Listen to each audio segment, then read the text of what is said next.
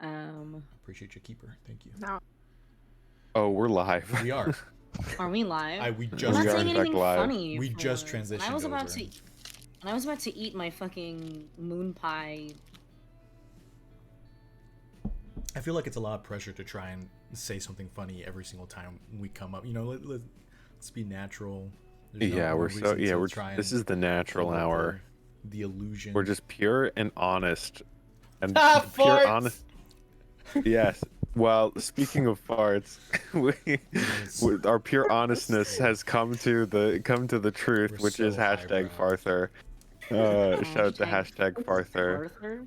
Hashtag Philip Farther. Arthur. Is that what's Uh, happening? that's the Yeah. new hit ship. Yeah, I don't I'm think just giving. Athlip or Arthlip is really good either. I think I Arthilip? I think Filther. Filther. could work. Filther. It's filthier than you. That's not bad. I like Farther. Anyway, we're so just for the guys. Okay, team. It is what you want. They're coming soon. A first official Turntables novel. It's a filther fanfic. Congratulations, team. We did it. It's on AO3 right now. It's Go on get it. it's on AO3. It's on Amazon. It's on Kindle. It's on your Game Boy. It's on your On Tamagotchi. Wattpad. You can actually only get it as a DVD from Netflix. So you have to call them, Mhm. and they This mail is so it to sad. you. They just better recently hurry. discontinued that service. I know, Yeah. that's what I'm saying. Should I start announcements? I guess. Is that usually what happens? Who? Yeah. I don't know, this is my first time here. You can do whatever. This is you my want to second do. time here, so like I'm, not quite sure what's going on. I like following up. This isn't my first rodeo with it's my second. It always gets a chuckle out of people. All right. Okay. Welcome to Turntables RPG. We are an experimental tabletop RPG stream where every player GMs and every GM plays. We take turns at the end of every mystery, switching out the GM and telling a long-form improvised story. We are currently on the 11th episode. Is that right? Yes, Really on the It 11th that episode? is correct. 11th Of the episode, you third say? season of Monster of the Week. If you would be interested in checking out our previous mysteries and maybe some other cool content we've created, you can check out those VODs on YouTube. I'm going to pass it along to Dustin, who can tell you a little bit more about that. Yes. So there's this website on the internet called YouTube. Started a long time ago now at this point that people upload their own content. And we also, in fact, upload our own content to this youtube.com. A lot of our VODs are on YouTube, including seasons 1 and 2 of Monster of the Week. Season 1 is its kind of own separate thing.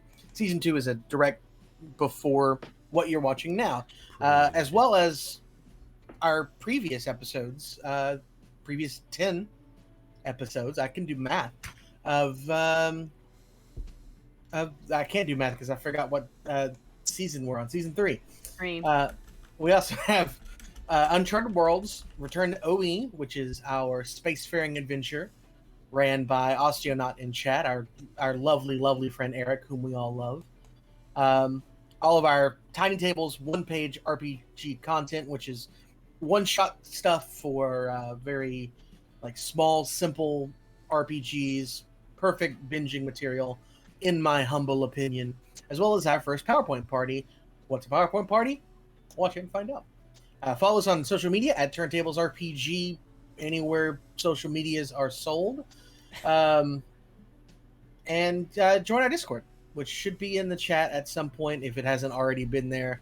I wasn't really paying attention. I was conversing with you and looking chat directly in their beautiful eyes. Look with your special eyes. Look. With My your- brand. My brand. Speaking of our brand, if you'd like to support the channel in general, whether on YouTube or Twitch, please consider giving us a follow or a subscribe. Always welcome. We are, I think, at 197 followers on Twitch, which means we are 3 away from 200, which would be very nice in general. It'd be lovely. Nice round number. But if you don't want to give money to Zaddy Bezos, then we encourage you to check out our Ko-fi. If one of my comrades would please put exclamation point Ko-fi in chat. It's just another way to support the channel where you don't have to worry about Amazon and things of that nature. All the money goes to improving the stream in different ways, putting on new content, and paying for the artwork that we just, every single show that we try and do, we try and have artwork for, especially the long form ones, whether it's Return to OE or Monster of the Week, and keeping up with the overlays and making sure that any art that any of us do or anything of that nature is also compensated. So we appreciate you all very much for all the support, whether you're watching or just spreading the word or liking our stuff on social media. With that, I'll go ahead and pass it off to Chris to talk about Twitch Prime. Yeah, I mean, Gaming. yes. Well, yes. Well, I mean, yes. Interestingly enough, if you want access to, in fact, high quality art, have we got a fine selection for you in our emotes? And the only way to get access to these hot smoking emotes is to, in fact, subscribe with just subscribe to us on Twitch.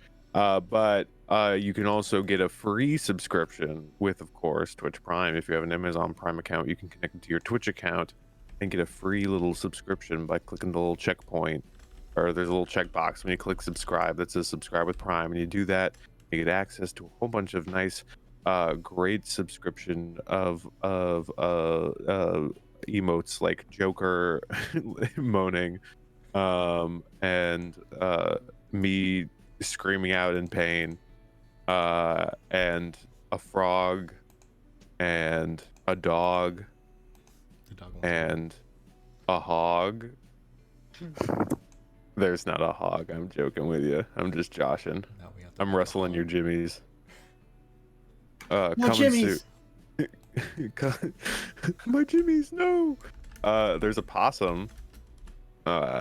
Is there? Big ZD's. Yep, still there. Big ZD's logo. There's Masha covering her eyes. There's a Moongus. There's a cat with a gun. There's me looking. There's Eric dying. There's another dog. There's Dice. There's a train.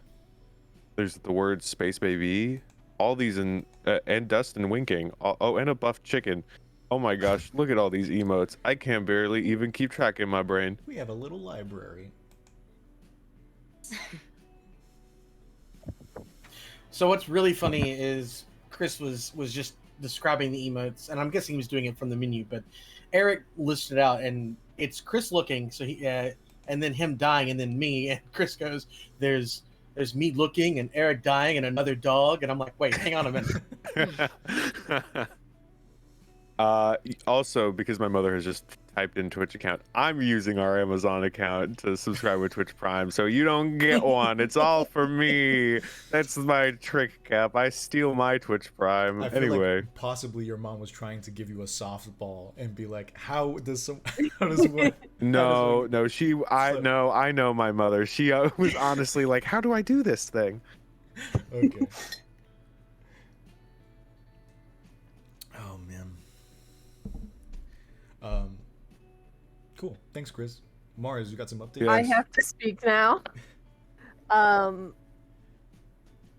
am reading the words and they're not registering. Along with all those thrilling updates on all of the things, we want to give a shout out to Patrick Costa. He drew our amazing artwork that you see on the overlay, along with the full art designs you may have caught during the pre-stream. If not, don't worry, you'll see them again during the break. You can follow him on Instagram or Twitter at PCInc_. Do not forget the underscore, because if you do, that is not Patrick.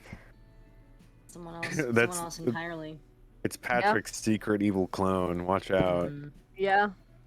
Yeah, his art is significantly worse. I wouldn't recommend it. Care tap. The clone, obviously, not, Mm-hmm. Along with shouting out Patrick, we would also like to shout out the creators of the homebrew playbooks that we have used this season and in previous ones. Currently, I am playing Fake the Tracker. The Tracker is a playbook by Mike Check. Mike has also made a couple of other Monster of the Week playbooks, which I think is really cool. I think he made one based off of like Nancy Drew, which is really fun. If you wanted to play that kind of character ever in this game. Saul last season was playing the Amnesiac, a playbook by Jason Burns. For both of these lovely people who are creative and have made these things, you can find their respective links in chat. Jason Burns is also on Twitter. His handle is JabManB. Saul, Jeez. if I want to watch more tabletop streams, do you have any you recommend? Wow, Marsha, that's such a great question. In fact, I do. Before I get to that, we forgot to say it beforehand, but thank you, Cat033, for the follow. We really appreciate it. Cat033, thanks for following. There's a little Thanks, follow during the pre-stream, so Cat033. thank you. The Cat033, God damn it. thanks for following. Now I'm waiting for like a beat to drop. Yeah. Like Don't. if somehow Chris pulls this off, it will be incredible production value. In the meantime, Cat033, thanks for following. and I feel like I'm listening to Saturday morning radio or whatever. and we God. just lost that follow. Now we're back down to Oh, no. 196. Are you for real? Or are No, you a no, joke? it's a joke. It's a joke. Or I don't are even you know. a joke? What is my I don't think we grammar? can even tell if that happens. I have Okay. you can. I mean, like not in real time, but like the follower count would drop. It doesn't matter Okay. because it didn't happen because it was a joke. But going back to Masha's really well placed question, if you'd like, It was wasted. I mean, we're getting to Totally it wasted. now, but Yeah, you know, thank you. it's just the nature of our stream that we go on tangents and Yeah, like yeah. this. Yeah. Quickly, we just want to really plug friends of the channel, The Hollowed Expanse. They're a D&D charity stream that happens on Sundays at 1 p.m. I am one of the players in that. I love to play my tiefling monk, who is Fushigiing all the time. If you remember the mid-2000s sensation that was the Fushigi ball. And if one of my friends, or they already put it in chat, fantastic. Which I did updated the command on. Twitch.tv/Aurelio with a 3. Not sure if we'll be back this Sunday, but we'll be back soon. So be on the lookout. And I'll go ahead and pass it off to Dustin to tell us about what he's up to. Hey, that's me. That's That's my you. name. Wow. Hi. I stream on Twitch at twitch.tv/Valor6. And I'm currently in the process of setting up an actual real people schedule for my streams so that people will know What's when that? I'm going to be streaming ahead of time. So stay tuned for that. But I'm also currently raising money to allow myself to attend Zeldathon, which is a charity marathon raising money for charity water that begins in mid-July. It's a week-long event where we play Zelda the whole time, and it's a really great.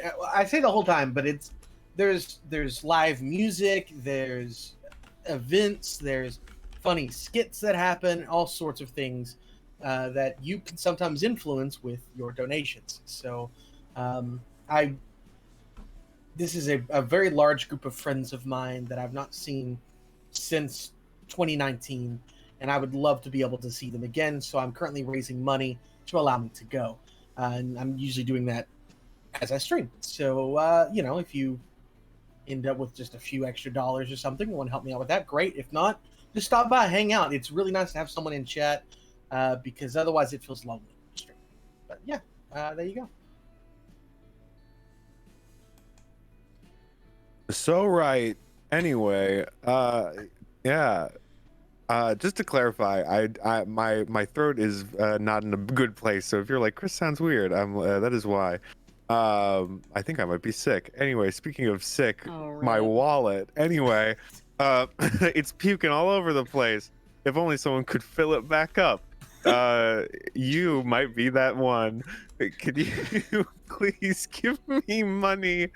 I do in fact make art, and you can give me money in so many ways. As in, you can pay for a commission of your own personal piece, or if you look at my portfolio, which is linked in chat, you can see existing pieces, and you're like, wow, I wish that was on a shirt or art print or hat of some kind, such as that Saul has perfectly gotten from my Redbubble. You can get. I have a Redbubble, I have a TeePublic, and I have an imprint. Imprint is for if you really want a nice high quality art print, whereas Redbubble and TeePublic have just a nice variety of things, like T-shirts and things, for your everyday needs. Please buy something. It's nice and fun, and it's nice to know that my pieces are on someone's body. Yeah. Oh yeah, and then also my grandmother has a book, a book series, if you will, about squirrels called the first book's called The Antics of Roy Troy. The second one's called The Adventures of Roy Troy, and they are on Amazon right now for paperback that you can get. I illustrated it. I am also working on, as of right now, the third book of the series. The Revenge of Roy Troy. No, well, okay, so I'll drop the title first. No one else knows this, guys, so get ready. This is exclusive. a Turntables exclusive. It is going to be called The Prime Time of Roy Troy. I really wanted it. Amazing. I wanted it to be called The Apex of Roy Troy to keep going with the A theme. Sure. And I fought very hard on that. But it's ultimately my grandmother's book, and she liked Prime Time. So that's where it shall be. And so I'm working on that, and hopefully that will come out by January, February, March, April, May, June. It'll probably be out probably like before June, maybe mid-June, probably latest. It's a good time. But yes. So if you like squirrels, buy that book. I don't get that money directly. It's sort of like at some point I get my grandmother pays me. just want to clarify that for everyone who's watching / Yeah. government agencies watching, like my grandmother pays me. Sorry. Anyway, if only someone had good art, also selling good art. I have art of It is good art. quality. Say good art. I have good art. Yes, I also we will force opened up my positivity. art app, and Oh my goodness. I opened my art app, and it's a picture of Dino Kyrus from Prehistoric Planet, labeled Timothy Chalamet as Dino Kyrus, and I can't Yes. remember the context for that, but I wanted to share. I don't think it needs because context. yeah, Timothy Chalamet is Dino Kyrus. I have an Etsy shop. You can purchase stuff from there. Soon I will have earrings, hopefully. I am You know trying I to feel figure out about how to make earrings. Oh my god. Yeah. I'm trying to use like native plants and clay and stuff to make earrings, but I haven't quite figured it out yet. So Once check you do, out my if you need a Etsy. tester, I will test them I out. I will will- pay you for them, and then you'll send them to me, and I'll try them out. all right, sounds good. Yes. Anyway, that is all. Lovely. I think that's the end of our announcements. It has been a week, Okay. and we still haven't come up with a funny name or a clever name for this affirmations bit. Still gonna So- call it the Snack Check Podcast. Yeah. Snack With with two two Cs. C's. All right. So, do we want to do it the same way? Everybody rolls a single d6. Highest goes first. Yeah. Let's do it. For sure. Sure. Or does everybody have access to a higher dice? Like, can we roll a d8 or something? I've got it. No. I already rolled a d6, but All right, we're doing d6s then. Yeah, we've Sorry. committed. You can't change the rules when the game has started being played. Sorry. I got a 3. I I also also got a 3. Oh wow! Got a 4. Okay. Wow, cool. not looking good for us today. So Mars, Well, I think. All right. Regardless, Mars goes first, Yeah. and Mars goes first. Yeah. and then whoever Mars Oh, I compliments was then not Mars went compliments first someone last else. time. Do we want to go in You reverse did order? go first Lois last goes time. first. Who was that? Saul? Saul got a 2. All right. Go for it, Saul. You're going first. I'm going Executive first. decision. I'm in charge today. All right. All right. True. So long as we do it. Okay. I'm gonna start with Dustin. Oh no. I've had the unique privilege of being able to visit Dustin and meet his family, who are all lovely people. And I think that it is a testament to the person that Dustin is that my wife and I could meet his mother, his sister, and his niece, strangers in general, and yet be united in a singular cause of love for this man. Because he is such an important person to their lives and to our lives. And it's one of those things that I think for those who are lucky enough to call Dustin friends, to call Dustin a friend, and to be in his confidence and things of that nature, I think it's one of those things that, and I'm sure many of his Zeldathon friends would agree, is that Dustin is a rock in your life and somebody that will support you, somebody that will like check up on you, and somebody who's going to kind of like stick through it with you for the long haul. And I think that it's a privilege to be his friend, and I think the love that was clear to me in that house is a testament of the love that he gives to others as well. And I love you very much, sir, and I am very thankful to call you my friend. And yeah, that's my affirmation for you, sir. I love you too, Soul. My niece talked about you guys for like 2 weeks after. She's adorable. Yeah, she's something. That's for sure. She can be a brat sometimes, but I guess that's just how it is. We were all brats. Thank you, Soul. I will take this love bubble and throw it at our keeper for the evening, Masha. Oh, shit. That's right. That's you. So, speaking of unique situations, when we first started this whole thing of Turntables RPG, we had sort of tryouts, basically, separately, in order to for Cell to find a group that meshed well. And I say separately, but I was actually in the same group as Masha, and it was a very I loved the experience, and I still remember thinking, I hope that if I get in, that Masha is also someone that is chosen to get into this group. And turns out, surprise, we are. But anyways, on to the compliment now that the story is finished. The way that you tell stories, the way that you pour yourself into characters, both your own and the NPCs that you play, is so memorable. Like, and it's so funny because a lot of times, like, you will make a decision for your character and you will look surprised by the decision that your character has made. And like, to me, that's I love when that sort of thing happens, because it shows that your character to you is their own person. They're alive, and it's a wonderful thing to see and to be able to experience with.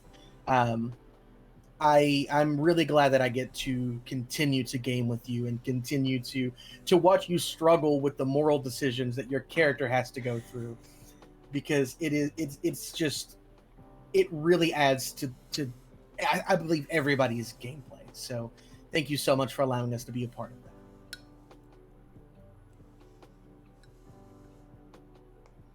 that. I like this thing that we're doing. It makes my heart feel good. Thank you, Dustin. That's very sweet. And also throwback to when Anne like straight up killed a guy and then was like, "Well," and then Masha was also like, "Whoa." That was absolutely the one that the moment I was thinking of. Yeah. But it's happened other times, but that's the one that I'm like, yep, that sticks out to me. Like, oh Yeah.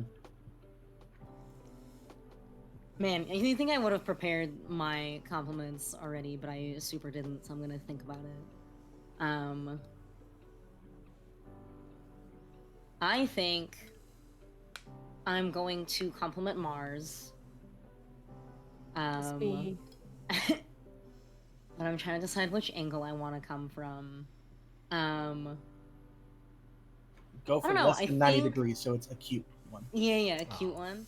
I think that what I want to compliment Mars on is their creativity in general, not necessarily just in a tabletop setting, but in the art that they make and they post, and in tabletop and in everything. Just like this innate ability that has been very obviously fostered to create very cool stuff, I think is something that I really appreciate about you, because anytime you post a piece of art, even if it's not something that you're like super spectacularly happy with, I'm just like, hey yo, this is fucking rad that this lived in my friend's brain and my friend made it real. And I just love your art style in particular. It brings me a lot of joy. I feel like now that we've been friends for so many years, I've been able to see how your art style has kind of shifted and changed over time too. I love the fact that I have multiple physical patches within reaching distance of me that were made by you that I get to like put on an article of clothing, and then like wear around. And I actually got a compliment on the Cryptid Kisser one like 3 days ago, where someone was just like, Oh whoa, yeah. like whoa, like this is really cool, like where'd you get it? And I'm like, oh, my friend made it. Do you want to know what their Etsy store is? But yeah, so I think my compliment is just, I just think you're so creative, and it's amazing to watch you make stuff because it brings me a lot of joy, and I know that everybody else in this group loves your art too. And the fact that I get to be a part of the art of this tabletop with you is fun for me, and I love that a lot. That is so very kind and so motivational because I have been feeling the art funk lately, so that is much appreciated.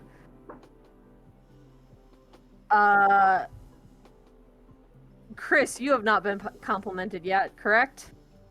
He is Because I not. think I Yes. complimented Saul last time. So I will compliment you. And I think I'm going to sound repetitive by saying your creativity, but like the way you build things, the process I think of your creativity is also really interesting. Like you were talking a little bit about your mystery, and how you didn't really have like an ending for us in mind. I'm giving everyone a peek behind the curtain. My secrets, And no! I think that's so interesting and so like it creates really it creates something really special, and just the way you create your tabletop characters. And like I remember when you were deciding on an outfit for Philip and like you weren't telling us anything about him, was really fun to watch, and like you finally introducing him to us was very cool. I really enjoy the way you build things and the way you build things in tabletop especially. I haven't seen your other art process, but I imagine it is just as interesting and cool to watch. Compliment Tid. Nice. Oh no, my one weakness, compliments. Compliment gun, go. Oh no. Thank you. I very much appreciate the kind words. And that of course leaves me with the ultimate honor of getting of being able to talk kind words in the direction of our one and only Saul. Yes, so Saul, I've messaged you many times about, things along these lines of just how, like 2 years ago when I was freshman in college, someone asked me recently, like, oh, do you wish you had gone to a different college or whatever? And I said, well, regardless of whether or not my college experience was or was not good, the one thing I will say is the college I did chose led me to be alone in my apartment and desperate enough to look at looking for a group Reddit, and coming across a little ad for a tabletop stream that I was very excited for, and my interview process was very fun and very interesting.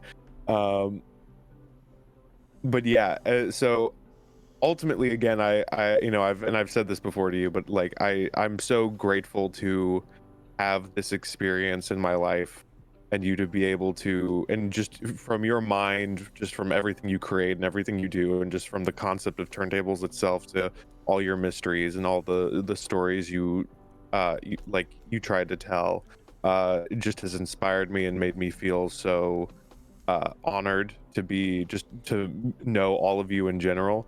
And obviously I would not have gotten to meet you or any of these other amazing people without your drive to produce a story of your own, which again, I just admire completely.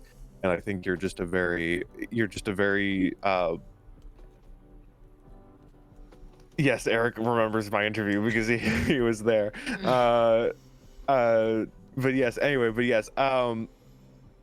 yeah. And so overall, I think, again, you inspire me as just a creative person, as a storyteller, and I think and I admire your strength and your courage and your ability to believe and push for your ideas to reach conclusions, and your willingness to be open about your ideas and your problems in a way that I think leads to healthy communication, and just sort of the thing you pride yourself, or at least I think I admire most about you, is your ability to just create a very nice and loving space. So yeah. Complimented. Compliment sword attack. Ah! Oh, I feel the love. Thank you, Chris. Yes. I know, I feel all like warm and sappy now, and it's just like, I have to shift gears into like horror brain and like traumatize you all. Do you want me to play the goose screaming sound effect? No. I do. Correct. This was a psychological ploy to make the keepers not hurt us. I know, as I much. feel so chill. I kind of want to be like, hey, you guys want to play Wanderhome instead? Let's play Like, Wonder Woman. No way. I would love to. let's go in the Guys, woods and vibe out. next season it's just gonna be a chill campaign. No problems. We just Wanderhome. hang out. Our characters just hang out and get high. That's the only thing they do. Hell yeah. We rebuild Rivendell the end of this season, and then we all just live there instead. I love that. Anyway, do we want to compliment anyone else? Or Eric, should of I- course. Yeah. Let us Oh, shout my out mistake. quick. I know that was my coy way of being like, who's gonna be the fastest at complimenting Eric. I'll compliment Eric real quick and just say that I love all the clothes he wears. Like every picture I've seen of him, he's always got some like cool ass shirt on, and I appreciate that. I don't know. I think it's rad. He's got good taste. Also, very quickly, also want to send an affirmation Dez's way. He's also one of the producers on the show. We haven't seen him for a while on stream, but Dez, you're one of those friends that sticks through it through and through, and I really appreciate you, and I appreciate that voice memo that you sent me, because it was really nice to hear your voice. So just want to say that real fast as well. And I have a compliment for Dez as well, and I was actually just thinking about that when I was prepping for the mystery. Is that I had the joy of meeting Dez a couple months ago at this point, because he came to visit California, and we were able to link up.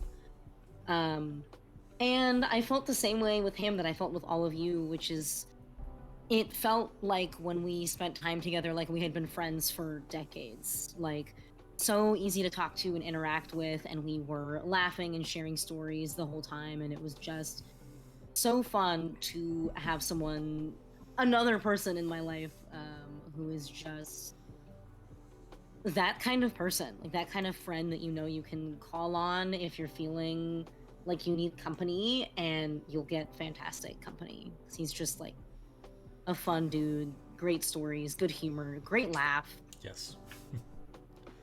Des is a cool guy and knows a lot about Animorphs, and that's the biggest compliment I could ever give someone. So much about Animorphs. Absolutely. I joined a Discord the other day, and they have like their own like channel for Animorphs for some reason, and of course my mind immediately goes to Des during those moments. Cool. Yes. So yes. I'm still in keeper mind. I'm like, let's move. All right, is it time? I think so. It could be. Time for spooky. Pick up your booties. It's time to get spookies. That was bad. I'm never doing that again. Whatever that was. That was my favorite part of the stream. I know. We should just... Bye, everybody. See you later. Okay. So we open up on the woods separating Fogwell and White Bridge. These woods are quieter now than they used to be. Between the escaped bat-like vampiric creatures, a fog that seems to get denser by the day and was recently imbued with the spirit of a very angry Irish hound, earthquakes increasing in number and intensity, and other such weirdness. It gets harder and harder to find fauna between the trees. Birds don't sing very much, and deer are few and far between. That doesn't stop some folks in Fogwell, however, who go out year after year to stock up on deer meat to freeze and then slow roast during summer barbecues. It's a tradition that not very many maintain, especially with all, again, the aforementioned weirdness in the woods, but tradition is tradition. It's hard to break, and it might take some patience, but every hunter will find their prey eventually. We look upon a pair of hunters, the visibility around them nearly zero as they masterfully traverse the damp, mossy earth of the forest they've spent decades using as hunting grounds. They can see each other well enough to use the hand signals they've developed, but they dare not speak any words lest they scare off their prey. Tracks this way, scat ahead, blood, guts? The hunters begin moving a little bit more quickly, not yet frantic, but faster than they should when trying to sneak up on what is probably the world's most skittish game. Out loud now, the younger of the two hunters speaks. Bart, you're gonna want to see this. I feel sick. The camera pans backward ever so slightly as a light breeze shifts the fog away from a tree not 10 feet away from these two men. 5 feet off the ground, missing a forelimb and seemingly every ounce of blood, is a doe, impaled on a tree, twitching, gasping, somehow. Welcome to Monster of the Week.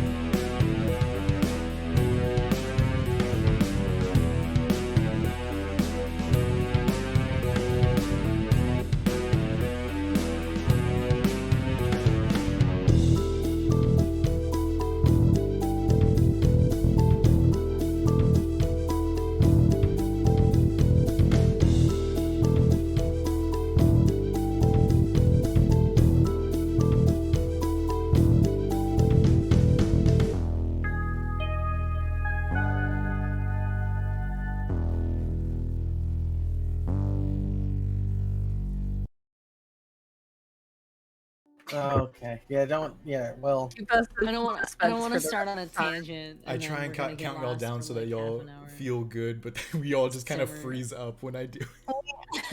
it's just like we come back and we're like, You're in headlights. All right.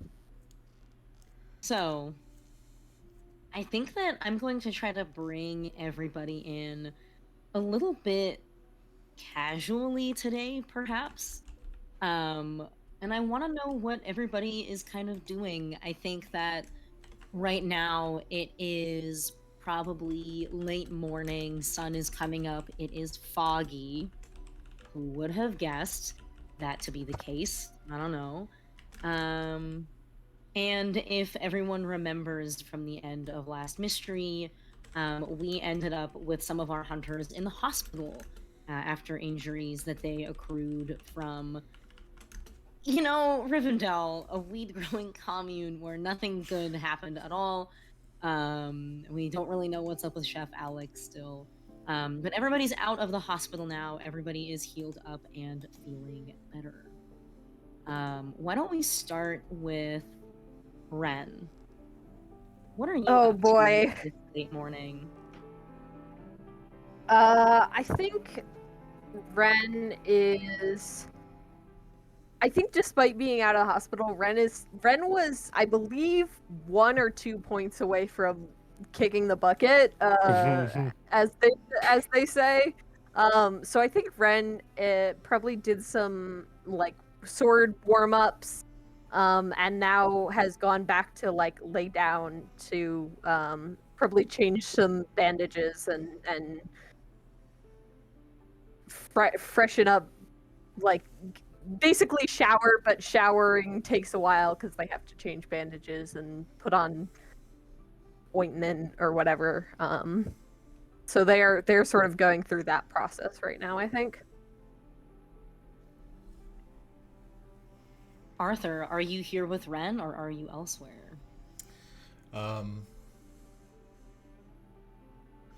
I think Arthur is elsewhere at the moment. I think he has probably found a rocky outcropping somewhere by the coast, and he's just kind of staring out at the foggy bay, still very kind of like deep in his thoughts about the events of last mystery, where the rage fog essentially,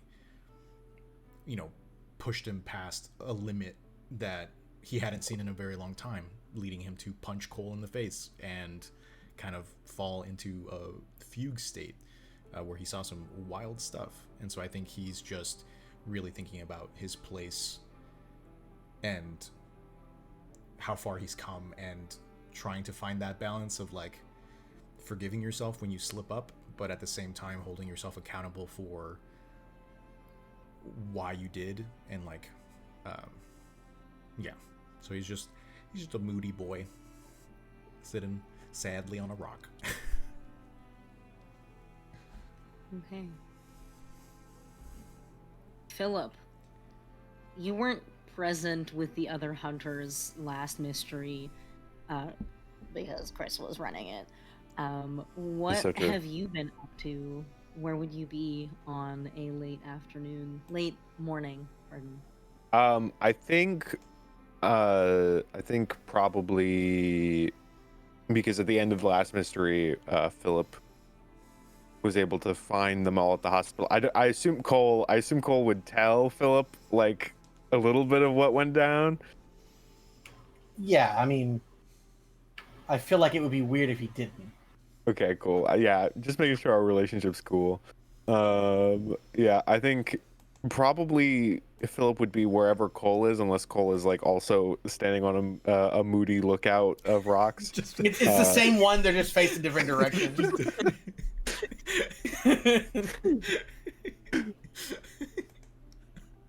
Sorry, that's really funny.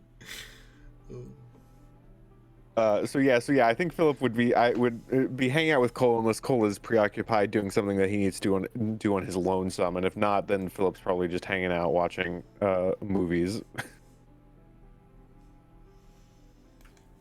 No, I think that Cole is actually working on Cole Van Helsing's Cole Van Helsing, because it took some damage in the last mystery. It got its tires torn. So I think that I don't know why I said torn. They're slashed, but whatever. I think he's giving it some TLC in the interim. Between is just now that he's out of now that he too is out of the hospital, since he also took a bit of a beating from some big man, and also Arthur helped. But All right. Okay. Shout out to all the big men in Cole's life.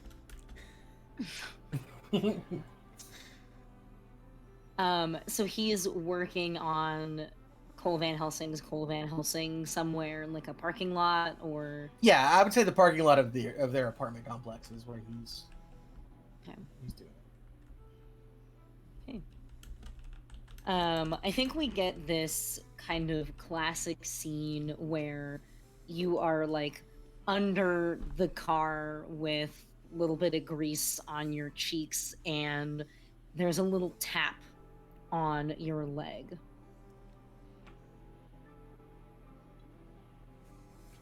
I think he's like in the middle of like tightening up one of the lug nuts, and he's like, Philip, quit, cut it out. Before he finally looks down and sees what the tapping of what's going on is like. You see a familiar face, that of Sheriff Lester. Does anyone remember what Sheriff Lester's accent is? Because I sure don't. Just real gruff. No. Yeah, Real the only thing I can remember is him doing is "What the fuck." What the fuck? What the fuck? Okay, now I can't do that. My voice is a little hoarse. I spent so much time in the dust over the weekend. The dust, In as the in like dust. it was dusty outside, and the pollen count in California is fucking insane right now. Gross. Everybody and their mother has allergy problems right now. Anyway, not the point. I wish I was outside right now. Do you? You said it's take us with you. You said it's dusty outside right now. So. Oh shush. Oh hush. Okay. But yeah, it is Sheriff Lester who looks at you expectantly. Hi. Hey there, Cole.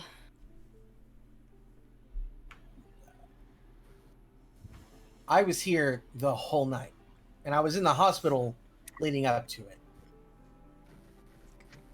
Oh, you alright? Yeah, I'm fine. Great. Listen, some hunters... A hunter got back from the woods last night and said he saw some weird shit in the woods last night and wouldn't extrapolate on that, and I'm not really feeling like going out there. If you got the time at some point today to check it out, that'd be great.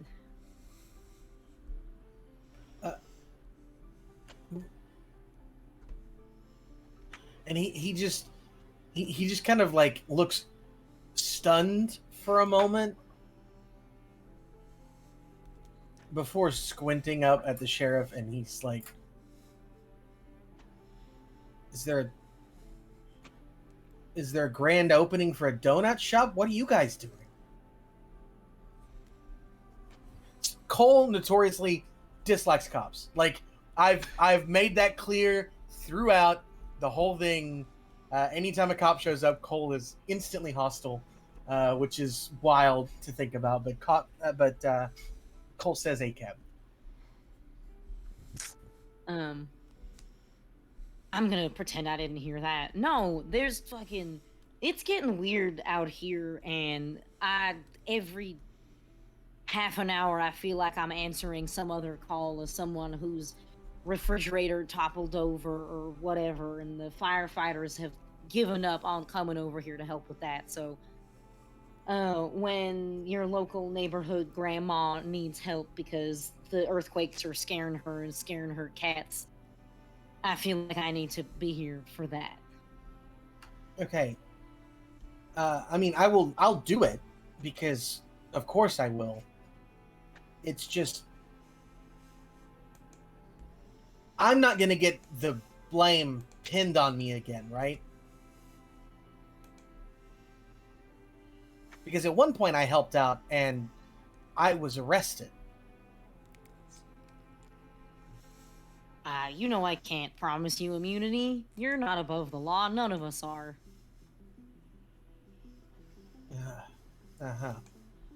Whatever. Yeah, I'll go. I'll call some friends and we'll look into it.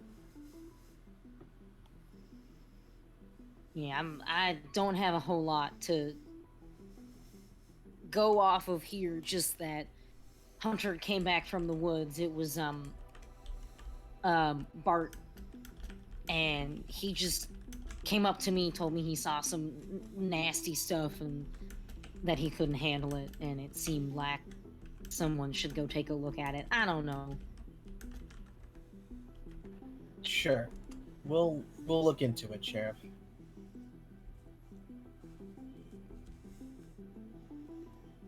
Anything else? Is there actually a donut shop opening nearby? I don't know. Follow your nose. He just turns around and walks away. De-escalation. It's an important tactic.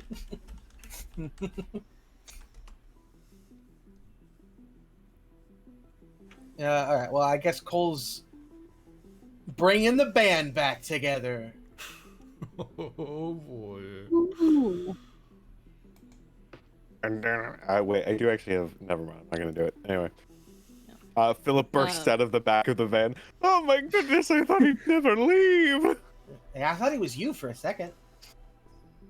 No, it was he, me, and Philip stares off into space.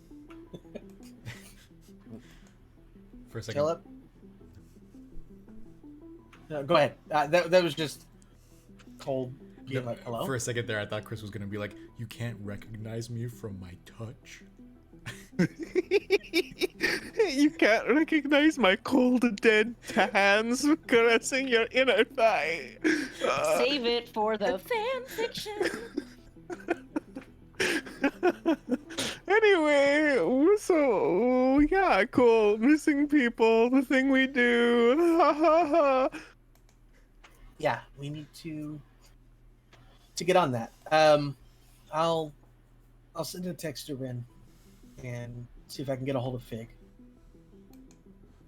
I guess I could fly and serve. I don't know if Arthur has a phone. I guess I could fly around, see if I could spot him from the sky. I'm sure Ren knows how to get in touch with Arthur if he's not there.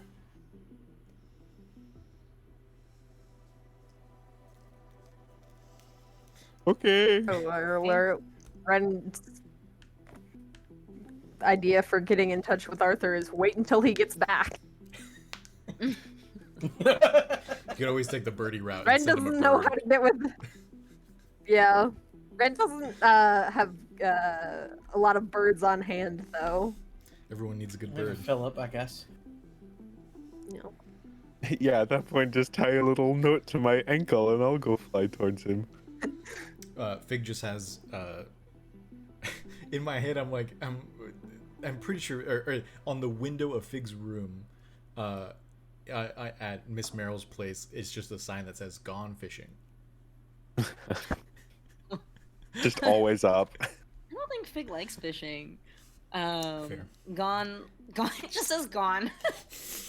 It's gone fishing, It and then used to be they a scribbled gone it out with fishing Sharpie. sign, yeah. Fig crossed the fishing out. That's He doesn't good. like fishing. I don't know why I chose a canonical thing that would make everything harder. No, if Fig was more technologically advanced, she would have like put an air tag on Arthur or something, you know?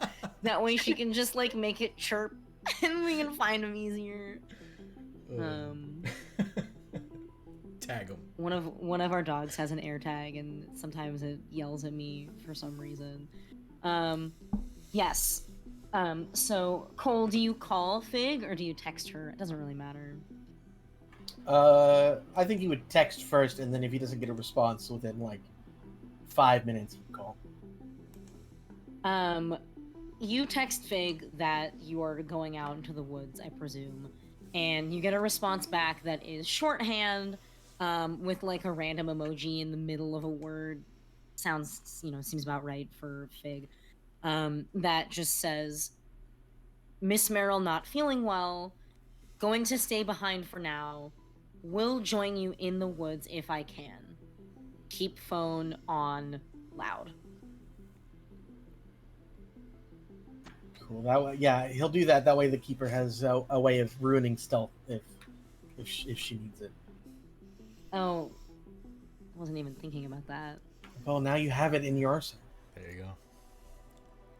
and we won't be mad about it because I could absolutely have just ignored that, but I'm not going Does Cole have a ringtone? to. Yeah, it's probably some anime song. Is there like music in Van Helsing? I feel like there's probably some kind of. Isn't that like a soundtrack? Or like the movie? The movie? With Hugh Jackman? Yes. Also, great watch when it's storming outside. Like, it's just like it's such a good movie to watch when it's storming outside. I watched it with a friend of mine who had seen it a whole bunch of times, and every time something crazy happened, I was like, how much time is left in this movie? Another 2 hours? Great. Like, it's just a movie that goes on forever. I know what Cole's ringtone is now. Yeah. It's Bloody Tears from Castlevania. Yeah, nice. Yeah. Yeah, for sure.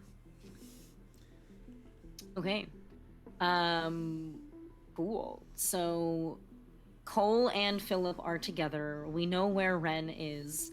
Are we able to locate Arthur? Do you guys want to roleplay this? I will say, like, Arthur's not trying to hide. Like, he's not trying to hide, but like, so it's not like it would be like a chase or anything of that nature. I think, and again, Fogwell is something that we've collectively built together. It's just one of those things where I feel like the motel that he and Ren stay at more than likely has a road that like cuts to the coast or something along those lines, because like, it is a coastal town, so it's like it wouldn't be that hard. Thank you, Chris. It wouldn't be that hard to find him. You just go down the road and he's sitting on a rock.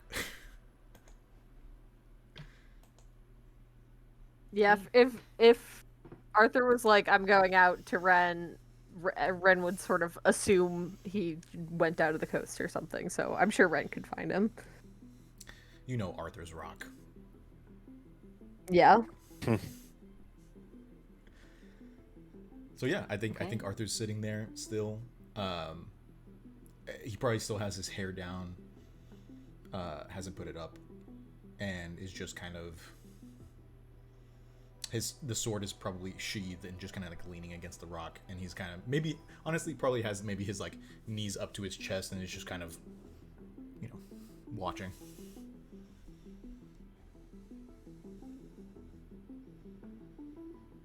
Hey, we got a text from Cole. Right. Did he say what it was?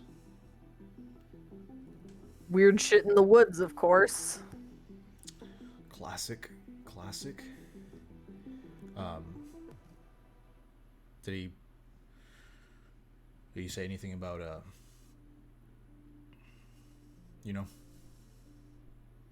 No, he didn't mention it. I mean, unless Cole would have mentioned it. Nah. Right. Well, that's enough of that.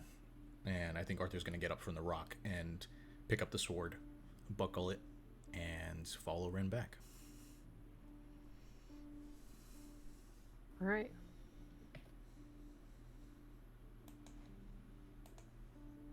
Are we meeting up somewhere, or Yeah, Yeah. I guess. So we know the name of the hunter that came back after seeing it, which was Bart, right? Like, and I'm guessing Cole would know who that is, since the sheriff, seemed to assume he would. So, would we know where to find this Bart? I'm not gonna make you roll anything for this. I think that having lived in this town as long as you have, you are familiar with Bartholomew Beckham, No. No. and some of the other hunters who go out into the woods. It is at the Beckham household where they kind of have created a little lodge atmosphere for themselves. You've probably been there once or twice for like a barbecue or a cookout or something. Bit uncomfortable. They like dress a little too stuffy for the time period and economic means of the town. But you suspect that his house is probably where he would be. Okay, well, I guess saying let's meet up at the Beckham household would probably lead to question marks being texted back. So we can meet at our typical cafe and go from there. The Ocean View Cafe. Okay, You're an Ocean View Cafe. Got him. Oh, got him. damn. The cafe is open, serving the townsfolk. They're running a special right now on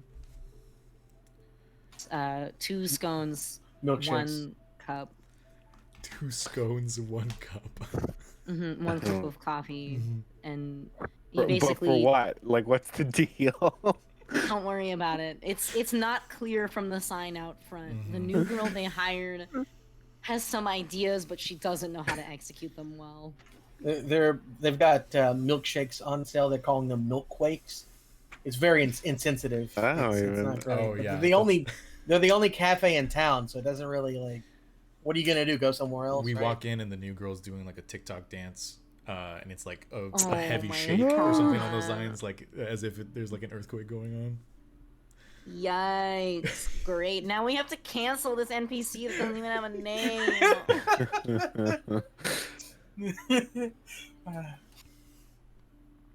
Anyway, okay. No, it's canon. You walk in, she's doing a TikTok dance. It's awful. Freaking Carla, man.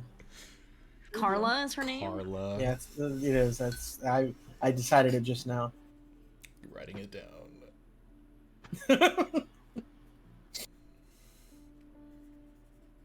Spoiler alert: she's the main villain. Hey, Yep. you guys interrupted my video. What do you want? If you're inside, Oh. Carla's talking to you. This is Carla. She chews her gum.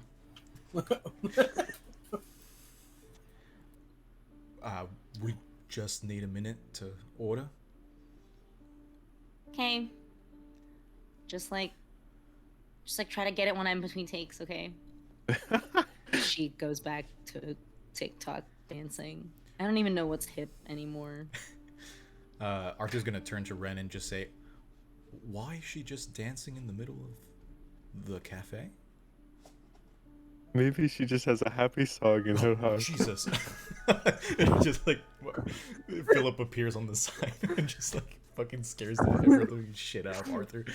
I imagine he slowly like floats up from the ground. Hello. Philip totally in tune with all the TikTok trends, actually. Yeah. Oh, thank you for the subscribe When Philip's Morgan. not. Oh my goodness. Thank you. I don't know why I waved. That was not the correct reaction, but. Pretty no worky. We'll wave back. It's okay. See, every time you subscribe, a strange man comes to your door and whisks you away to Turntables land, where there's good times, and we must wave you off. So long. Okay. Anyway, The the Dark Aether of the Underworld is TikTok. true. Okay, so team, do we need this? Do we need the scone deal, or should we just get down to the brass tacks, as they say somewhere? Is Cole here? Let's just get down to it. Yeah, I think Cole kind of stumbles in after Literally, he trips over the door frame as he walks in and like looks back like there's something on the Oh, ground. silly Cole, your eyes still completely shut from all the bruising on your face. How sad. Jesus. I will say I think this is the first time Arthur has seen Cole since the events. Like obviously Arthur waited at the hospital to make sure that everything was okay and stuff like that, but I don't think I think he's very much thank you for the follow, Samantha. But I think Arthur has been avoiding Cole actively. And upon seeing you stumble into the cafe, I think Arthur kind of like opens his mouth to say something and then closes it and just kind of like walks over to the normal booth that we all sit in.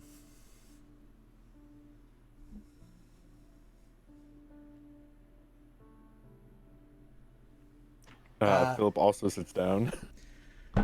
Yep, so does Ren. I love y'all so much, and it's so hard to play characters that are like that are emotionally in turmoil with each other. Okay, team. Cole, give us the deets, the down lows. I don't really have too many details. The sheriff came to me today and he said that there was a weird discovery in the woods by a local hunter and that we should look into it. Apparently there was a disfigured deer hanging from a tree. Did not sound like a pleasant experience, I guess, even for a hunter. So I figured we could go talk to him first and see what he saw, and then look into it ourselves and see what we can find out.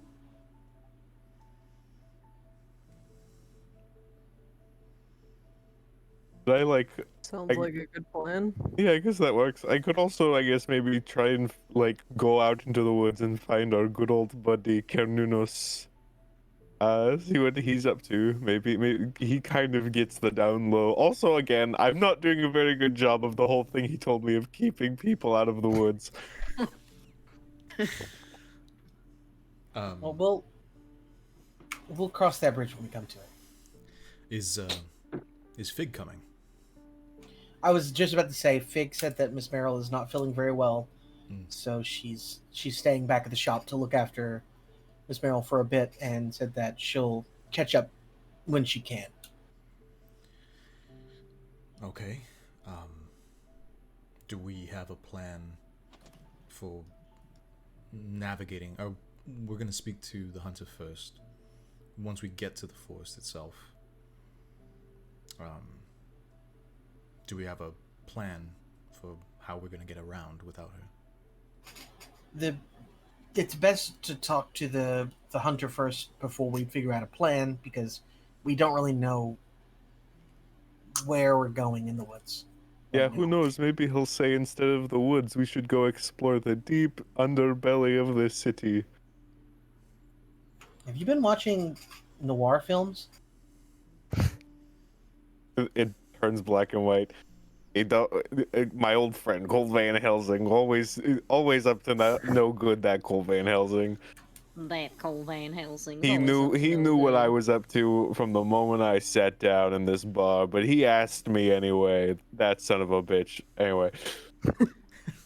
Sorry, to clarify, Philip has been talking in this noir accent this entire time. Like he's just switched it over. Yes, yeah. That's kind of scary how you can do that. I have so many conflicting identities. Let's go, my friends. How'd you make the world black and white? I don't know. My mind is cracking at the seams. Let's get out of here. What was it? Carla's like tapping her phone. It's like, where did the color Like, go? what? You know, like. It's like a filter for real life. Fun stuff. I guess we go to the Beckham abode. Yeah, let's go. Let's visit the Beckhams. Yeah.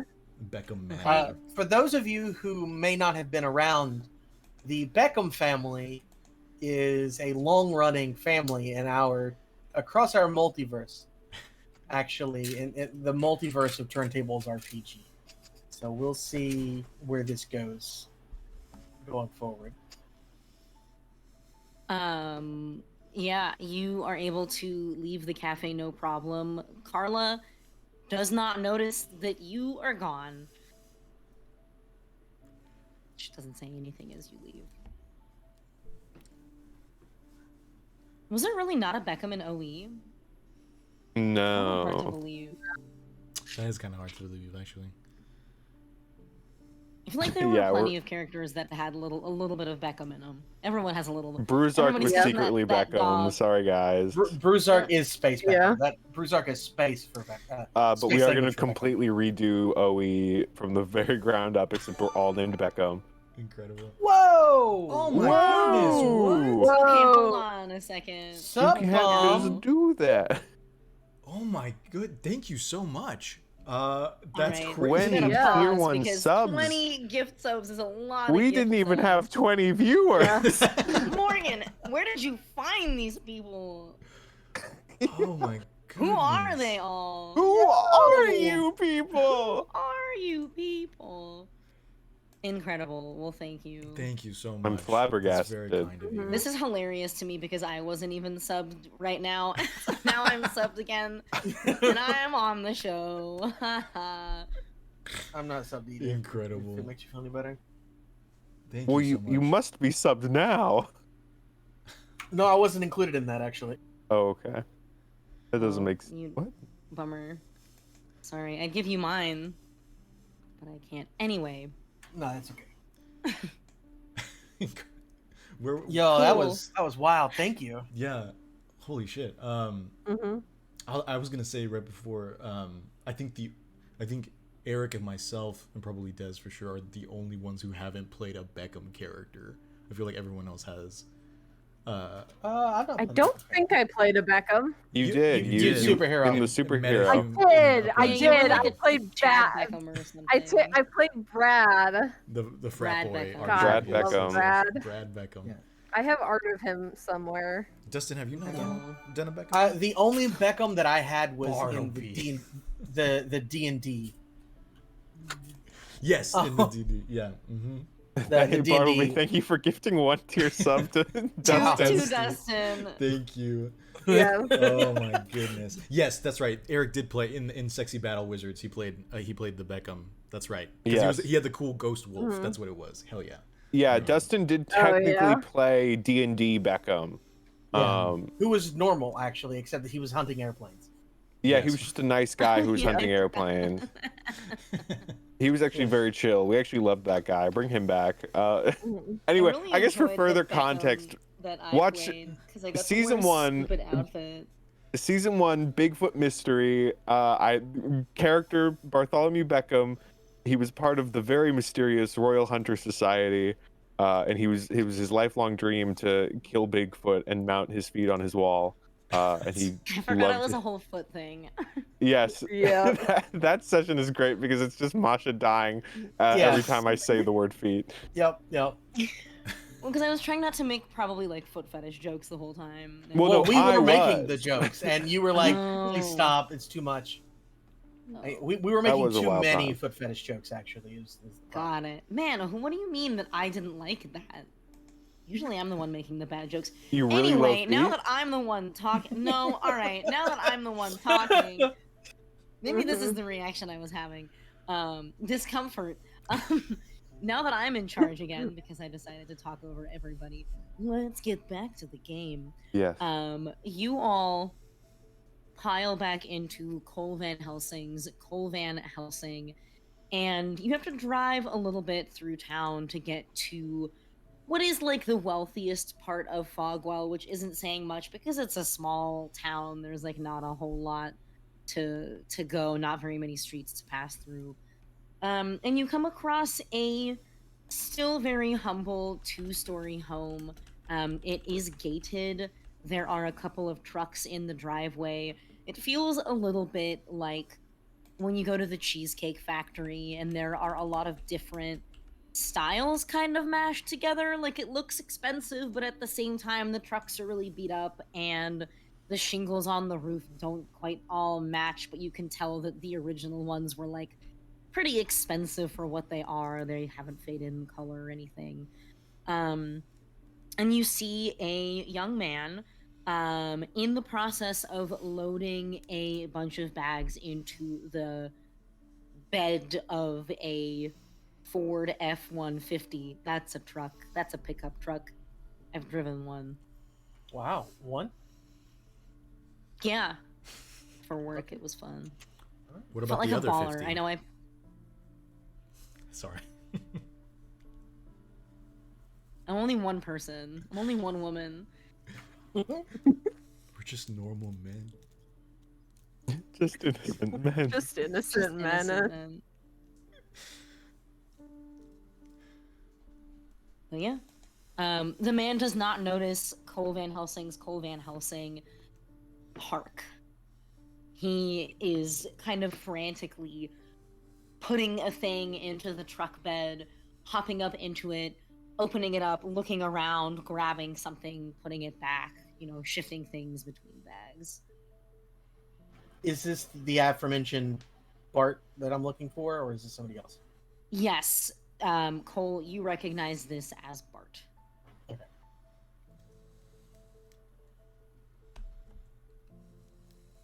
All right, that's our guy. It looks like is he leaving? I suppose we should ask.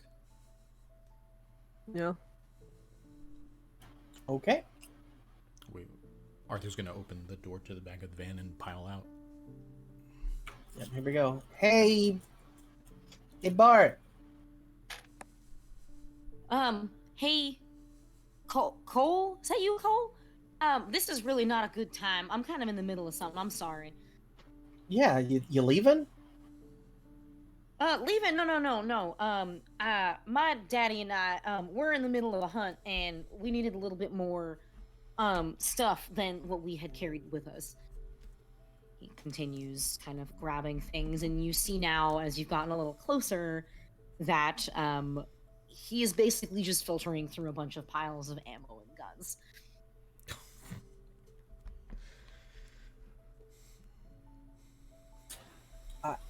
I have an out of character question, but I'll save it for now. Okay. So, yeah, I heard that you saw some stuff up in the woods, right? Yeah, my daddy and I came across a deer carcass that I don't really want to think about it, Cole. I'm sorry. Daddy sent me back down the hill to get more ammo because he said that ain't no God-fearing anything would have done that to an innocent creature. So, Your father's still in the woods. right. That's why I'm kind of rushing here. I don't like the thought of leaving him alone, but he insisted, so I'm gonna do as I'm told. Right. Where did you see that? I don't have no GPS. I follow the trails in the woods, and then I get off those trails at trees and markers, and I know where my daddy is, or at least where that thing was, but I couldn't really explain it to you without a long time writing stuff down. Well, can And you a take map. us? He ain't all gonna fit in my truck. I mean, I got a van. I could follow. Yeah, all right, but my daddy's not gonna be happy that I brought others. Y'all have any hunting experience? Yes. He says it with utmost Yeah. confidence. You could say that. And then he gets a little quiet and leans down and says, "There's a possibility that this might be, the most dangerous game." Man? I was just about to say. A human? You think we're hunting people? Man? I don't know. I've only seen my dad like this once before, and nothing came of it last time, of course. No, you know what? Forget I said anything. Why am I talking? My judgment is a little. All right, I'm getting it. I'm. It's time. And he hops out of the bed of his truck with 2 rifles in his hand. Opens up the back of the cab. Wow, Masha knows how trucks work. Chucks them in, closes the door, opens the driver's side, gets in, starts the car. All right. Well, back to the van, guys. Oh, Alright. my bones are so aching from all this sitting. He says as he floats 1 inch off the ground. Yeah. Oh my god. So I I guess guess- his dad went through something pretty traumatic, huh? He talked a lot about his daddy. He sure did. I'm worried about the amount of firepower he had in his truck. The keeper asking me why. Why? What would possibly be the problem? Possibly go wrong with like 50 guns. Okay. Yeah, we go back to the van because and- I'm assuming he's peeling out. He is peeling out of this, he pressed a button in his car and the gate has opened. He is backed out on his way. Is the gate like one of those like wrought iron gates that has like the B, like a very like B, like a fancy B seal, Yes, but it's rusty. Okay, cool, good. Yeah. Follow that car. Okay. Cole says Um, as he's the one who's driving to follow the Go get him. car. Oh, I'm driving. That's me. Oh, it's me. He does drive very quickly, but so long as you're willing to do a couple of California rolls, as the kids call it, you have no trouble following him. Okay. And you drive for quite some time.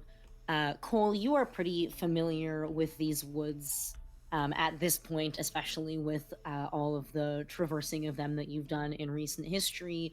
But the fog is definitely a lot more dense than you have kind of been used to. That is a common thread with all of this. And at some point, you take a turn off of the first paved, then unpaved, unkempt into, oh boy, I think this might be federal land territory with how Oh boy. not particularly maintained it is.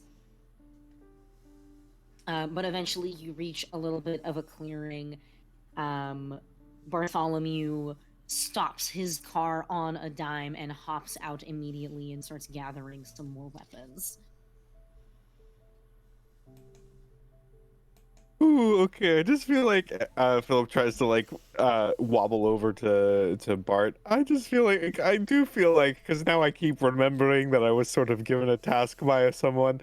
Maybe it's not safe to go wandering into the woods you found the dead deer in. Maybe it's great for all general audiences of mankind to just be like, hey, don't go into the woods.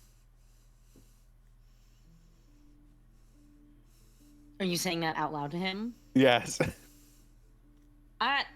I'm sorry, who are you? My daddy's in here and he needs guns. Yes, your daddy, you love him so. He seems very fun. But also, my name's Philip. I like long walks in the woods myself, but personally for me, they also tend to find some fucked up shit every now and then. One time, I found a lost child who ended up not being a child, but a very scary, bony woman. About here, he is at the edge of your visibility. Oh, he has okay, started bye-bye. walking away from you, presumably in the direction of his father. Here we go. Cole grabs his trusty axe and heads into the woods. Definitely not an axe murderer, I swear. Arthur's gonna do a backwards glance to Ren and follow after Cole. Yep. Ren has grabbed their sword and is following. Okay. Philip, you are following as well. No, Philip leaves. He flies up into the sun. No, he follows. Okay, don't joke with me. I'll put you in the sun. I want to go. I want to be there. I'll do it. Put you in the sun. Philip's secret middle name, Icarus. Ho ho. What was it Lore like, drop. Philippus? We're not talking about that right now. We're not in this. I can't remember. Masha, don't respond to chat. You're supposed to be paying attention to your own stream here. so I just hard. think that we should have a savory gravery themed flavor. G Fuel. Gravy and an alcoholic drink with gravy in it is No, very fun. No, the thing is, we have to make the G Fuel savory gravery G Uh-huh. Fuel flavor first, and then we put that in a cocktail. And Actually, it's great and fantastic. That's a good idea for the Snack Check podcast. We keep adding things to the Snack Check podcast, but creating a bit It's where gonna be we 6 hours at where this we point. truly where we create like cocktails for like different things that we've set up in our in the lore and stuff like that. I think that would be very fun. That would be cool. You follow this man through the woods. He is moving very quickly, and at times you almost lose him. Think like Lost Woods Zelda style. Like he is kind of hopping around. I guess not really, because if you get too deep in the fog, you don't go ah and then like reappear somewhere else. So never mind. Bad analogy. I just really can't stop thinking about Zelda. Please let me play more Tears of the Kingdom. And at some point, you do start seeing blood on the ground beneath your feet. It is increasing in volume with each following step, and at this point, the younger Beckham has decided to slow down a little bit, and he has begun audibly calling for his father. Daddy! Daddy! He's screaming "Daddy" into the woods. Papa! Papa! No, he's just calling, like, hey, Dad, I'm out here. Where are you? It's real dance.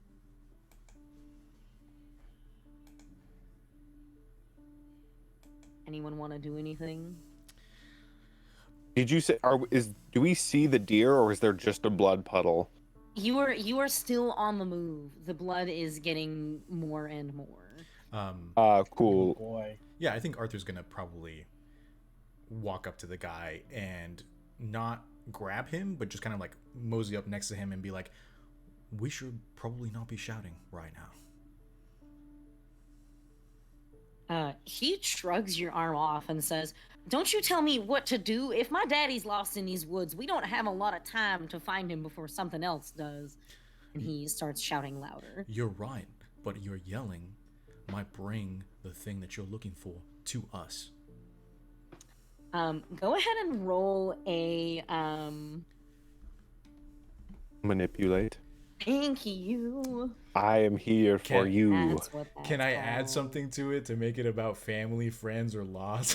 Family. You have to be quiet to save your dad. I mean, We all want to try and find your father. Is that enough, Keeper, or would you like more? Oh my gosh. Go for it. Listen, we got, other than combat, there's only certain things that he can do. I respect using moves. Okay, so I rolled a 5 and a 1, which is a 6. However, Arthur does have a +1 to charm, so that makes it a 7. And then if I had, it doesn't necessarily matter if I have the plus from the where is my fam, or from the family focused manipulate move, but it's a mixed success. Okay. On a 7 to 9, they will listen to you and do what you're asking, but only if you do something for them right now to show that you mean it. If you ask too much, they'll tell you what, if anything, it would take for them to do it.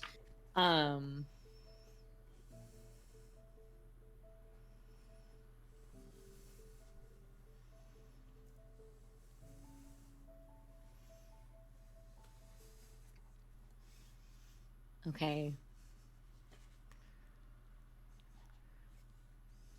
Listen, I'll be quiet as we're looking, but I realize I didn't even grab the shells for this gun. Can you run back to my truck and get it for me?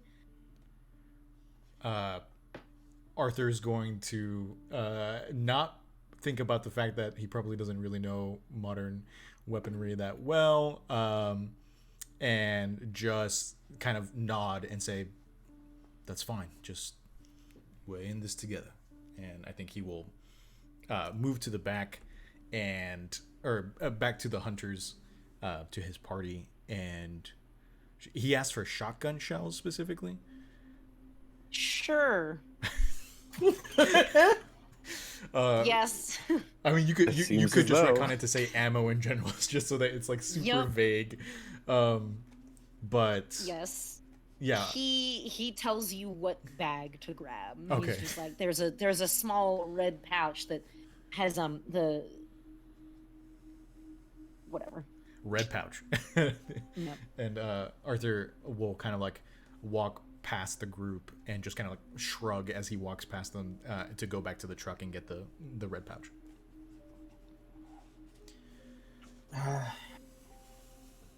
He really shouldn't go on his own. I guess I could I go can- with him.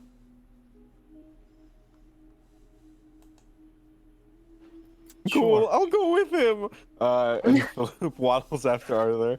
Oh, after Arthur. I thought you meant I thought y'all meant Bart, but Oh no, I don't care about him. No, Cole's gonna follow after Bart. cool. Okay. And Ren's gonna follow after Cole. Okay. Yay, party split. Okay, that's We did it's a it, mixed guys. success We did because your it. girl's Guys, also get gonna your be a little bit turntables miserable. bingo cards out and check off. We split the party again. Yep. You need to make That me would bingo be the card. base one. I feel. Yeah. Like, the one in the middle is like. We just do it. We like to. Huh. I mean, look, there's a reason why Scooby Doo does it. It's efficient. It's a good narrative tool. Yes. Yeah. It doesn't take much longer, and it is quiet now as Bart continues to walk through the woods. It feels cold like it always does. The fog is thick and hard to look through like it always is. Nothing about this walk feels particularly different aside from the fact that Bartholomew is getting really anxious. He is huffing and puffing and stressed, you can tell. He is trying to, while he walks, unload spent shells from his guns and put in a couple of new ones that he fishes out of his cargo pants pockets. You walk for a little while longer and you hear him a couple feet ahead of you walking take a sharp inhale breath as he whispers back to you, I don't see my daddy right now, but that's it up there that we came across.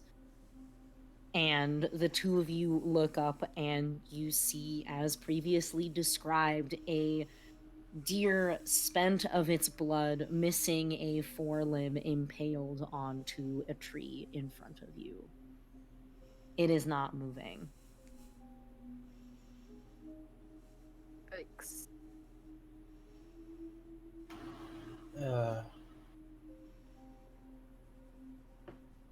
That's a bit disturbing. Let me see here.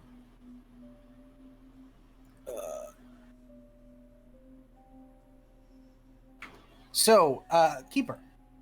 Yes. Cole has a move called Occam's Broadsword. When Okay. you first encounter something strange, you may ask the Keeper what sort of thing it is. They will tell you if it or the cause is natural, an unnatural creature, a weird phenomenon, or a person, and then you gain +1 for dealing with it. So Do you roll for this or it's free? it's free. This one's a free one. Okay. And remind me my 4 options for what it could be: natural, unnatural. Natural, unnatural creature, weird phenomenon, or person.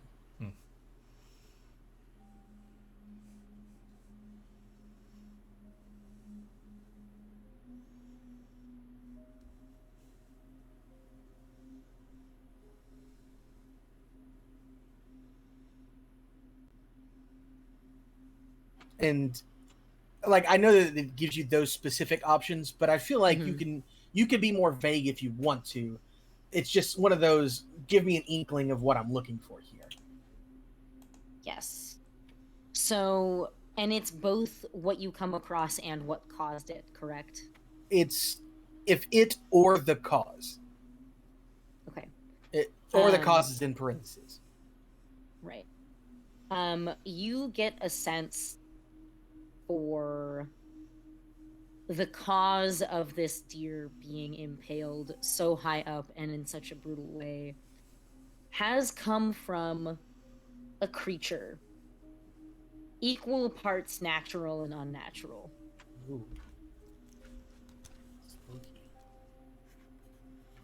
Yeah, I think that, like, while others may turn and retch or I mean, softly gasp like Bart did, Cole is staring directly at the thing and just his mind is racing as he tries to figure out what could cause that based on the stories and books and everything that he's read. So I think that is absolutely. And then I gain +1 forward while dealing with it. It being in this case the Thing. the thing. Mm-hmm. Okay. I think that in this pause moment here would actually be a good time for us to take our break. Sounds before good. we kind of start doing anything else. So, give us, dear audience, roughly 10 minutes to use the restroom, grab ourselves some snacks and some drinks, and we recommend that you do the same. Get up out of your chair, do a little walkie, do a little stretch. Please, for the love of God, unclench your jaw. I know that you're sitting there just grinding your teeth into each other, you horrible little animal. Just kidding. I love you. Goodbye. I need a snack. And when Snack we time. return from our break, we will do a brief snack check and then get right back into the woods where it is foggy, spooky, and all of the things. Don't let me keep talking. Saul, get us out of here. See y'all in 10 minutes. Go. See you all in 10 minutes. Drive.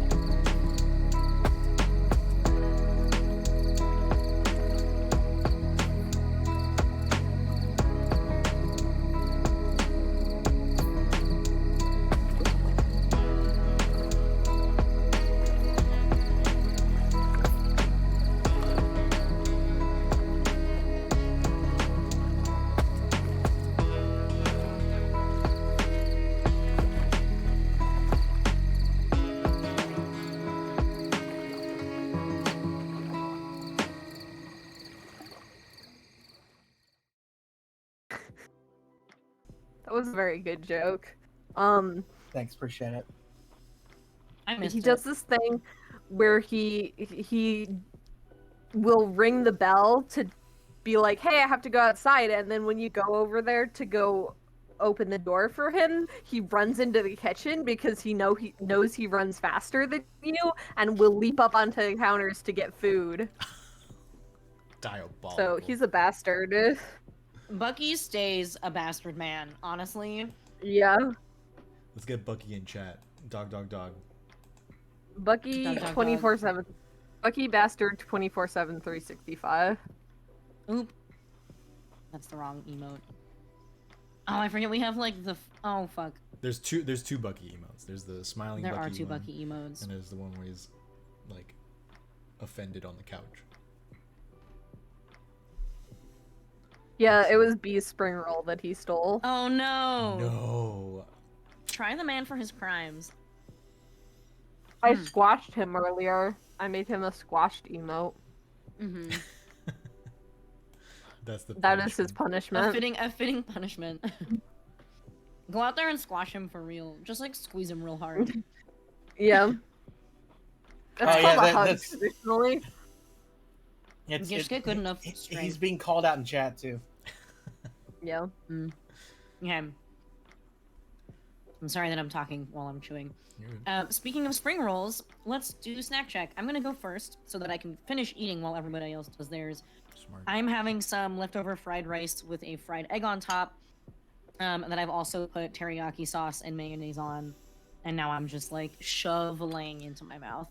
And I also have a room temperature lime LaCroix because I never have the foresight to put them in the fridge and then I just have to drink them room temp. Mm-hmm.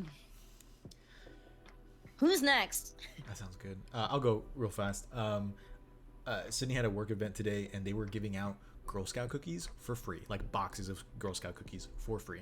Holy shit. So she came back with some boxes, and so I have 2 lemonades, and I will be munching on those, and those are my snacks. I have popcorn. Nice. I also had these little Oreos that are like Oreos, but they have ice cream inside, and I had some of those. Damn. Yeah. I think my mom got them from Costco because it was like a big ass box. And they're almost all gone now. My mom went to Costco like 2 days ago. Nice. There are 2 other young people in your household, right? So Yes, there are. and also Bucky the thief. So He's a little thief. Well, hey, I mean, I'd steal your spring roll too. Better guard your spring rolls around me, gang. I actually almost choked to death on a spring roll once. Anyway, Okay. the very first time I ate one, like legitimately. That's why you steal them all, to make sure no one goes through the same pain you did. It's true. It's true. I was in like the 5th grade, man. They brought in like Chinese food to the entire class, and I shoved Some it in. kids get rewarded with pizza days. I got rewarded with sweet and sour chicken. It was a whole thing. Yeah, well, it was like for a culture thing for the class. Anyway, I shoved an entire giant one in my mouth and I nearly choked on it. So don't do that. Chew appropriately. I'm finishing off some chicken and dumplings basically. Oh, yeah. And it's very good. It's very good.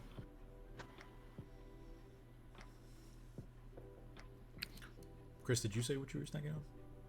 No, I am of course eating the snack of the future, popcorners, white cheddar. Oh yeah. We are The not go-to sponsored. snack, the go-to snack of Walter Hartwell White, and Jesse Pinkman. I don't know his middle name. Yeah. He doesn't had have this- one. Is I have Jesse this, the like- one who looks trans?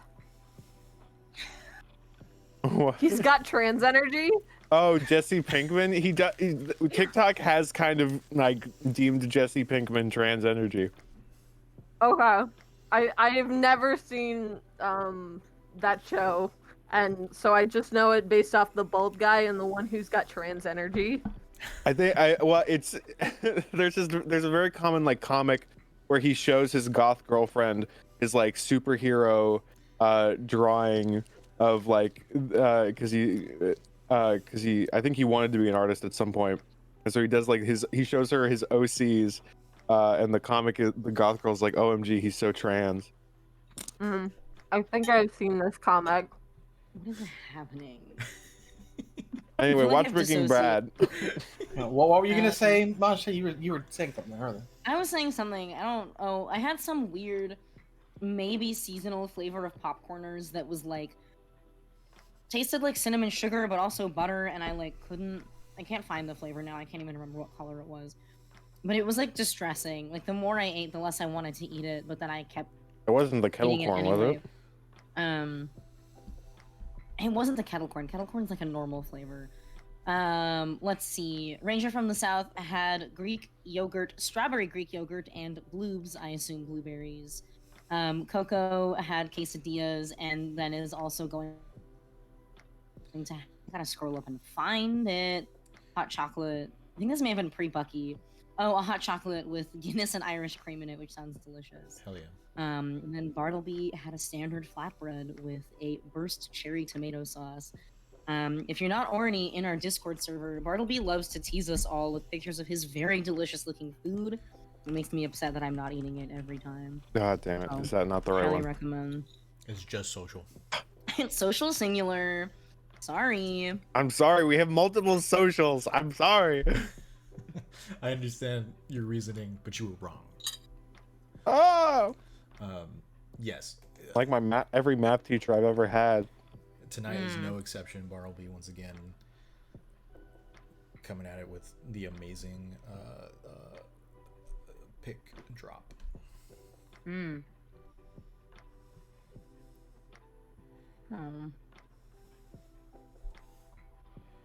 see here. Yeah, what is that? Old standard burst cherry tomato flatbread with onions, mushrooms, and poblano peppers. Damn. I don't make nearly enough flatbreads for someone who loves cheese and also bread as much as I do. I did buy my favorite cheese from the grocery store like a couple weeks ago, and I don't think it was good anymore. And I've never been so sad as to spend a decent amount of money on a fancy cheese and have it taste bad. All right. On that note, are we ready, epic gamers, to get back into our mystery? Aye, aye, keeper. All right. Very cool. Who lives in the wood anyway. and fucks up a deer. 50-50 natural and unnatural. These are exact percentages, by the way. Good. I hope you know. Exact percentages. Start going through every monster you know in your brain and come up with what's like 50-50. Took a DNA test. Turns out I'm 50% natural, 50% unnatural. We're finally getting that sexy Minotaur, guys. It's another cat boy. Sorry, everybody. Boy, mystery part 2. This time it's a cat boy and a cat girl, and also Oh my gosh. there's some other cats in there. They're just regular cats. Philip's gonna smooch one of them. Which one? Tune in to find out. Also, Oh, we're all. boy. Here's a little secret. It's all of them. Subscribe to my YouTube channel. I was gonna say only. Guys, check Subscribe out to the my Twitch where you can Turntables see me be a cat AO3. boy. Okay. Anyway, I like that I get frustrated. Anyone with who writes a derailing. Philip X all the cat people story, Anyways, I'll give you a little like on Twitter. One alright, like on alright, Twitter. That's all I'll alright, give okay. you. Anyway, Masha, what? Good God. I can't even be upset about derailing because I am the probably #1 derailer of every session ever. At least that's what I tell myself to make myself feel better when I am, doing a thing. So, where last we left off our hunters, Philip and Arthur were sent back to the vehicle of Bartholomew Beckham in order to obtain ammo for the weapons that he brought and forgot to put ammo into. And at the same time, Ren and Cole joined Bartholomew Beckham in a quest not only for his father, but for, oh god, oh fuck, this deer, something bad happened to him. So why don't we... Great. He's not doing great. And you know what? Why don't we pick back up with that? You don't have to roll anything for this. This deer, not alive in the slightest. Not even a Very little dead. bit. Not even a little Not bit. even a little bit. I mean, Wow. if you want to know, you could get up close and figure it out. But you have a sneaking suspicion this deer is not great off. Terrifying. And his dad isn't here, right? His dad is not here. In fact, you notice that Bartholomew is not saying anything, but has started kind of peering between the trees surrounding this area in search of his father. Would you say that his father's whereabouts might be indeed a mystery Could be. that we should maybe investigate? I was Could just be. going to suggest investigating some sort of mystery. Yeah, can I roll investigate mystery? Is that- Yes, is go that allowed? ahead. Yeah, please roll investigate a mystery for me. Okay. Here we go. Time to roll snake eyes. Mm-hmm. Got Please do. I got my Rusty Davis dice. Hell yeah. Nice. You're ready to go. yeah. Those are some dope ass. I thought it was Rusty Daniels. Am I crazy? Yeah, you're crazy. No. Okay. Got one yes, one no. Okay.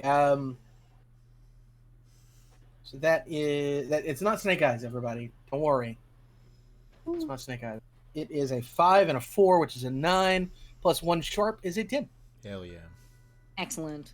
So you can hold 2. Do you need me to read you the questions? Nope, I've got them right here, but I appreciate you. I actually have. So Cole leveled up not that long ago, and I got to pick one of the advancements, and I chose to turn 2 of my moves into advanced moves. So on a 12 plus, I can do things, but it's not a 12 plus on this right now. So Yeah, it's one of the ones where in 12 plus, I think you can ask any question Yeah. and I have to answer. yep. I advanced that one and manipulate someone just so everybody's aware of the Nice. future. Okay, so but I can ask 2 of these questions.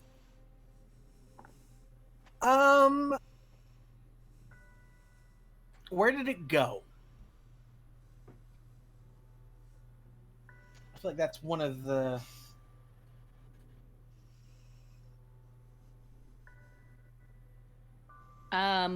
Are you asking about the father or about whatever caused this to happen? I'm gonna go with the father to start, because Okay. that's a very real person who exists that we should probably find. Okay. So we know for certain that the father was not back at that clearing and is not here either. How are you looking for signs of where Daddy Beckham has gone? I'm guessing footprints would be one of the best ways of doing it. You know, looking for feet prints.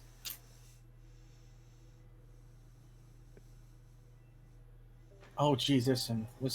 Oh, I thought you were threatening. I'll be honest. But then I realized that no, No, you were in no, fact warning. I'm warning. I'm warning. Coco's name is Cole, so Oh, okay. yeah, I'm going using Coco because I feel like 2 Coles is too many.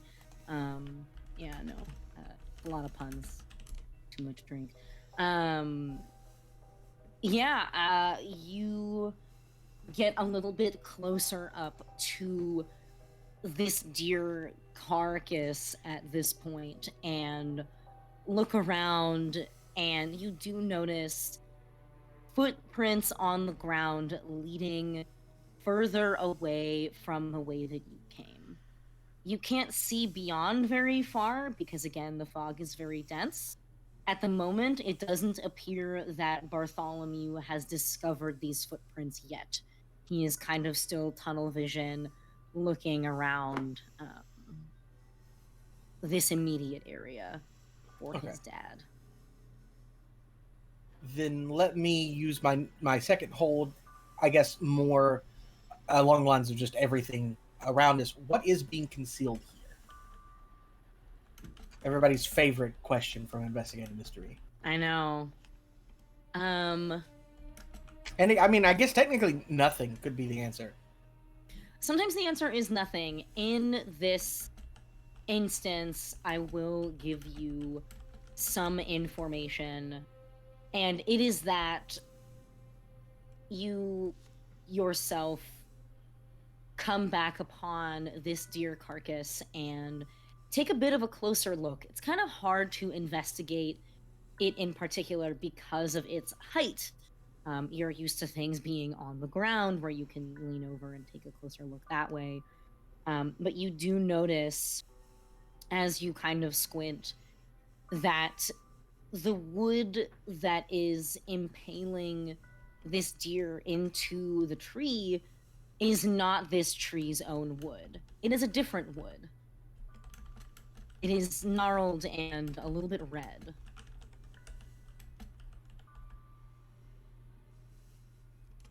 Well, that's weird.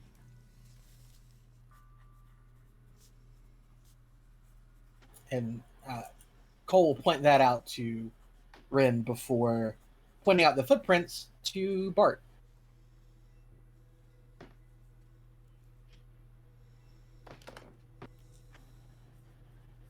I think Ren's gonna try and, while Cole was sort of investigating around for the footprints, I think Ren's gonna try and investigate this deer. Okay. That is a 5 and a 6, which is Hell 11 yeah. plus. Ren has no sharp, so an 11.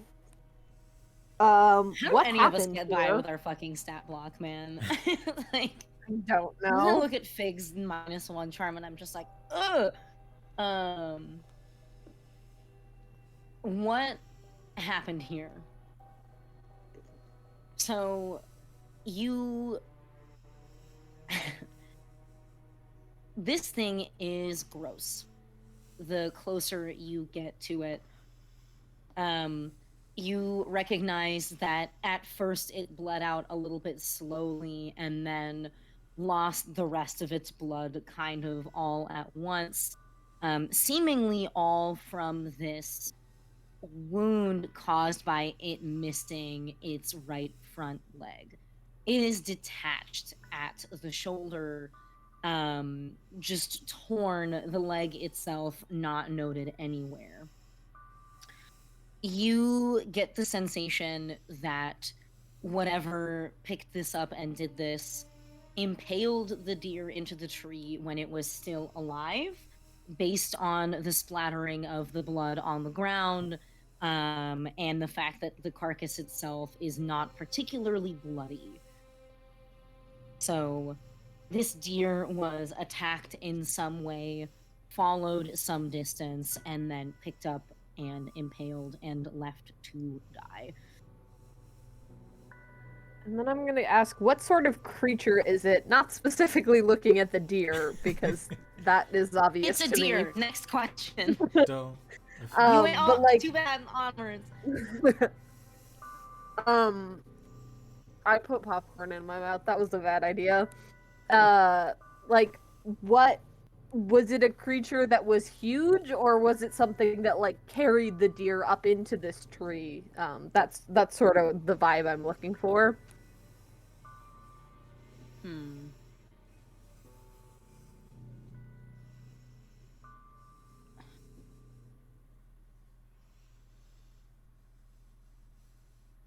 I always have to think about how much information to give on what sort of creature is it.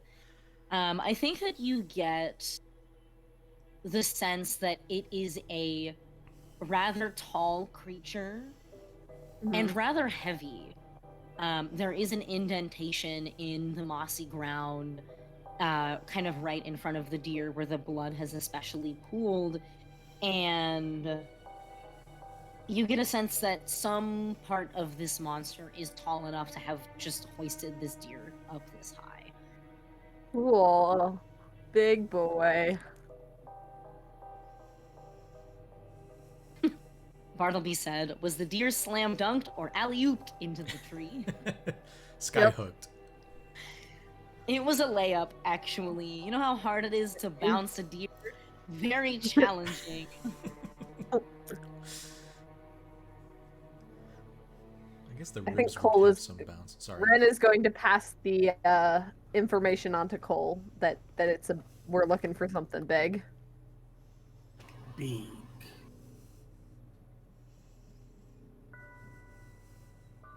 Yeah, there's a scene in Final Fantasy VII where you come across a gigantic snake impaled on a tree, and this is giving me vibes from it. Oh, you mean Elden Ring? I've never played a Final Fantasy game, and I've never played Elden Ring, so any relation to games already existing are purely by chance and not Yeah. not Yeah. stolen content. Yeah, Only thing I know about Elden Ring is the Pope Turtle Pope, whatever. Pope Turtle. Pope Turtle is good. Pope Turtle. Turtle. The important part. The two of you, as you are investigating, notice that Bartholomew is getting further and further away. And I think in this moment, we are going to cut back to Arthur and Philip on their quest for ammo. You are able to, unless you're trying to do something in particular, you are able to find your way back to both vehicles without really any issue. Everything appears to be as it was when you left not 5-10 minutes ago. Cool. I think Arthur will make his way over to the truck. I'm beginning to think my mind is now stuck on the very small and possibly unnecessary detail of whether or not the truck is locked. It has an open bed. Okay, cool. Like straight up, like open. Oh, that's where the bag is. I thought maybe it would have been in. Yeah, in the all cabin. of the bags are up there. Cool. Yeah. Just hanging loosey goosey. Great. Love that. He gets there and there's 15, 20 small red bags. Oh God, which one could it be? One of them is maroon, and one of them is more of a Burgundy. Surprise. burnt orange. Arthur and... is red-green colorblind. Oh fuck. But if they're all red, wait a second. So I mean, I guess it's pretty simple to find that small red bag. If the bed is open, I guess Arthur will grab it, and I think maybe he because like Arthur or Philip floats, so I'm not sure if necessarily he would have known that Philip would have been following, since Philip doesn't make any noise because he doesn't step on the ground, you know. Yeah, Philip, are you trying to hide your pursuit of at all? or I'm are you sneaking just up like, on. "Hey, I'm coming sneaking to up chill"? on him. It's time for me to take my. This is my moment. I finally show Arthur what's for. Jesus. No. No.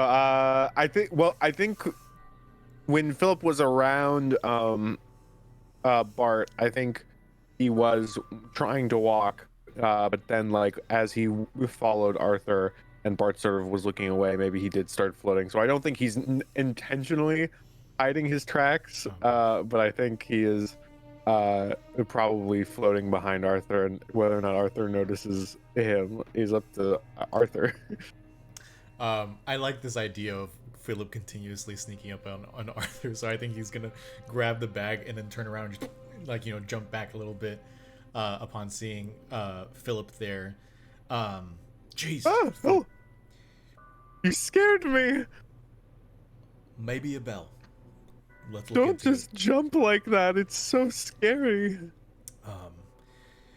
Makes me think that there's a monster about. There is Philip. What? That's you.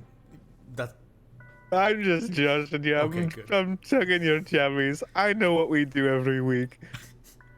It really does seem like it. Like we're stuck in this cycle that we just can't break out of. You have no idea. Oh god, the player characters are becoming sentient. Everybody get out. Yes.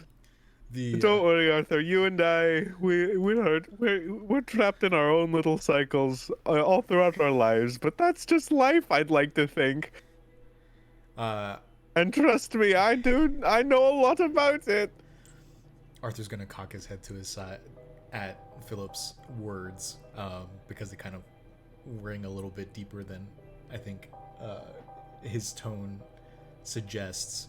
But speaking of meta things, hey Keeper, what time of day is it? You know, like You warned me you'd ask, and I definitely didn't think about it. What's the light level? I think that it is about 2 o'clock. Okay. That so seems afternoon. late. Let's call it 1 p.m. Okay. You have a fair amount of daylight left, but again, it's filtering through fog and dense Canopy. foliage. Yeah, fair enough. Cool. Thank you, Keeper. I think Arthur will he'll take the bag and just kind of like hold it at his side, and now that he and Philip are alone, I think he's going to kind of like look down at the bag and then look up at Philip and say Philip, Philip?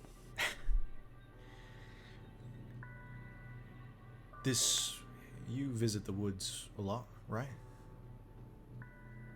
Well, I mean, yes. I do find myself here a lot. You have no idea what this thing could be. Not really. I mean, look. There's just so much shit in here. I don't even understand, really. I mean, look, it's a whole lot. It's very complicated. Right. So you haven't found anything interesting? You know, things. I think, I don't know if now's really the best time. Our friends are kind of walking off into bloody deer territory. Yeah, you're probably right. We should go back. Yeah, cool. We'll talk about this later when I'm more in the mood, as they say. Then I guess we return back, or we go back the way we came with the ammo. Okay. Cool. I feel like having you roll for getting back is perhaps a little bit unnecessary. I like it though. Yeah, no, You want me to get you super fucking I'd lost love to instead? get Listen, lost. Keeper, I love your instincts, and if you want us to do it, I'm down to do it. I'd love to be a part of the hit TV show made by the guy who made 2 Star Wars movies. You know what? I have an idea. Why don't you both roll me? I'm trying to remind myself what our stats are.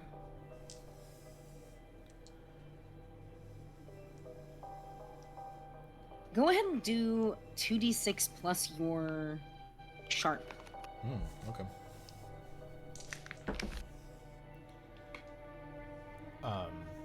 So I rolled 5 and a 3, so an 8, and I have a +1 to sharp, so a 9. I rolled a 4. Is there anything Like, straight up? just a straight? Yeah, just a 4. I got 0 biz. sharp. Ah, heck. Okay. Oh, Let me jeez. mark a Oh, point of heck. experience. Ah, jeez. Ah, heck.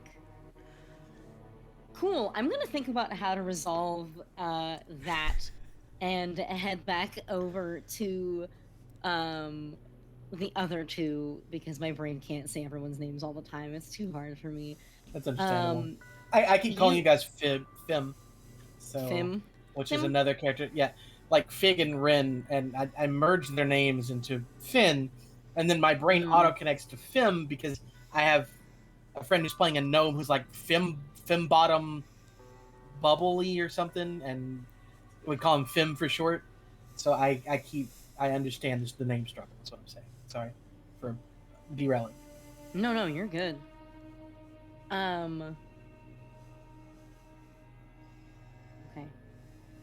the two of you are have been investigating this deer carcass in the surrounding area for a bit.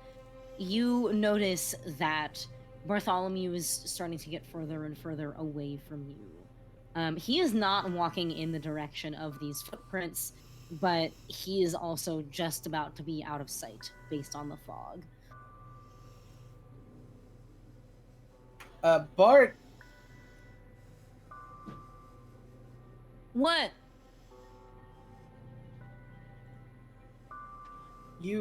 where are you going? You got footprints going this way. He turns around, runs back to where you were, scratches his head and goes, I could have sworn that these were the footprints that we made when we first got here. No, It's funny that you almost answered me. I thought Masha was yelling at someone like off screen, like in real life. So whenever she said what, so I was confused too. Oh, Anyway. no, sorry, that was for you. No, that's okay. Yeah, I picked up on it eventually. I'm like, oh, this is gonna be an awkward silence. Anyway, I'm pretty sure that these footprints are not yours and kind of fresh.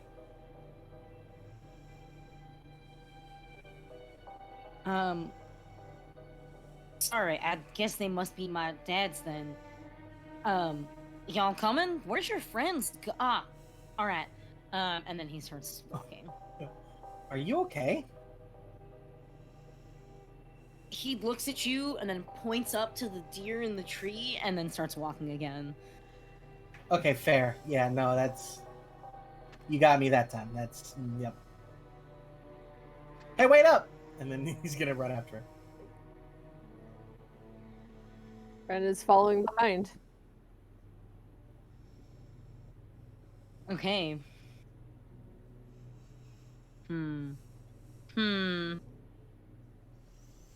What do you do?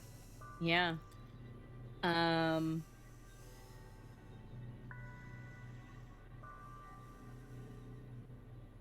Philip and Arthur, the two of you are walking back towards the spot, towards where you last left your party. Arthur, you make it all of the way there, and you are able to catch,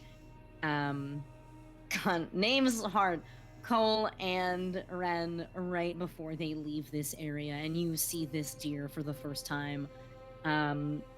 As previously described, it's yucky. When you turn around to say something to Philip, you notice that he is not floating behind you like you thought he was. Philip, just moments ago when you were hovering along with Arthur, you felt a tug at your wrist, and you turn to face a very upset Carnunos. Oh, good. He Okay. puts his other hand up to his mouth to shush you, and he pulls you deeper into the woods. Look, Philip's just thinking to himself, out of all the people I could run into, this is like pretty much halfway there between what the people I would most like to see and the people I'd least like to see. What is Carnunos' accent? Anybody? Kind of like a Saul? a deep Shakespearean, like, you know, think He about doth just talk kind of like like this. Hello. like, or like it doesn't, you don't have to speak like doth or anything of that nature, but it's like a very, like, think of like an elven lord kind of accent. He speaks like a low Yes. elden lord. Yeah, there you Is go. that good enough? Exactly. Okay. Yes, that's perfect. Sure, Good yeah. enough. Philip, I thought I gave you a task, and yet here you are tramping around the woods. Again, this is extremely upsetting, and I have half a heart to just carry you out of these woods myself and magically banish you from them. Whoa, okay, bud. Look, hey, no, the deal was not that I'm not allowed in the woods. The deal was that I keep people out of the woods, which I am equally bad at, but... as is life, it's kind of hard when I'm not really a great people person. I'm very, I like the woods. We both agree. Last time we talked, we're very similar, you and I, with the amount of weird shit we get up to, and we're very scary and mysterious. But yeah, no, it's just kind of hard to get people to stop walking in directions, I find, without being a real meanie. Yes, and there was yes, and good job, Cornunos. Oh, good, yes, we're improving. and I am noticing that there are 2 vehicles here, and I suspect that you arrived in one of them. So why not prevent this from happening in the first place? I did throw out a suggestion to the people who are in here that maybe we shouldn't, but ultimately, falling on deaf ears, people get so up in arms about bloody deers and all that. I bet you know something about that. Points to his deer skull. Jesus. I am familiar with the currently unfolding situation. I know not yet what has caused it, but the addition of many humans to the mix is going to make it that much harder to discover. Look, I'm with you. I'm with you, buddy. I gotcha. I understand completely. People fucking suck. I got you. I mean, I'll tell you what, people are a little bit trigger happy in this town. I mean, that's just true. And so I fully get it. I'm on it, I'm gonna go back and tell all those people waving guns around, you can't be in here no more because Big Dear Man says it ain't the way. You know what? I think that's a good idea. Why don't I come with you? Well, And let's hold Carnunos on. suddenly changes direction and starts pulling you Uh-oh. towards kind of where the triangle, starts pulling you towards where you imagine everybody else was. Oh, okay. Hopefully this doesn't go bad for us, but party on. Party on, Okay. Cornelius. Party on, Philip. Party on,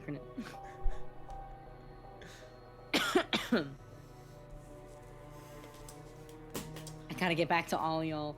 Arthur, you have just come across oof, ouch, this deer had a bad time juice. And you also come across 2 of your party members at the same time, ready to continue on their journey. Arthur is just gonna quickly kind of like do like a whistle to catch their attention, and kind of like hold up the ammo bag, while at the same time just like eyes like glued in horror at this deer. I feel like is the proper response. I feel like playing this game is always like 50% proper response and then 50% improper response. So he's going to, like, still in horror, he's going to walk over to the deer to kind of get a closer look at it.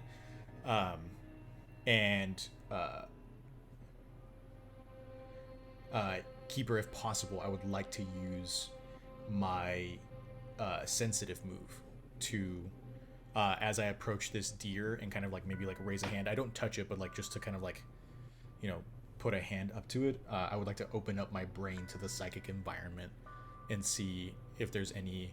I think what Arthur is trying to maybe pick up is like residual emotions that maybe he could pick up later on. Possibly. I feel like that's an apt maybe description of like what he himself could maybe pick up from this. He's an empath, but I think if possible, I would love to do that. Go ahead and roll for it. So this is plus weird, which Arthur has a 0 at. It's not snake eyes, but that's 2 2s. So 4? Yes, correct. That's a 4. So I get to mark experience. Lovely. You sure do. On a miss, my brain makes contact with something dangerous. So Okay. that's for you, Keeper. Okay.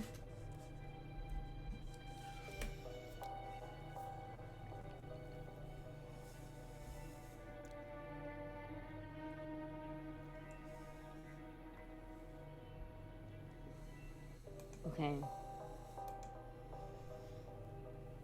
You reach a hand up to this deer, close your eyes, and reach out your mental energy to try and get a sense from this deer.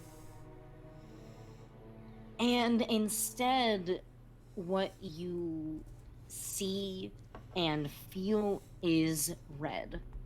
Hmm. You are so angry. You felt this anger before, but every time, it's not like you've learned any new way to stop it. And Oh no.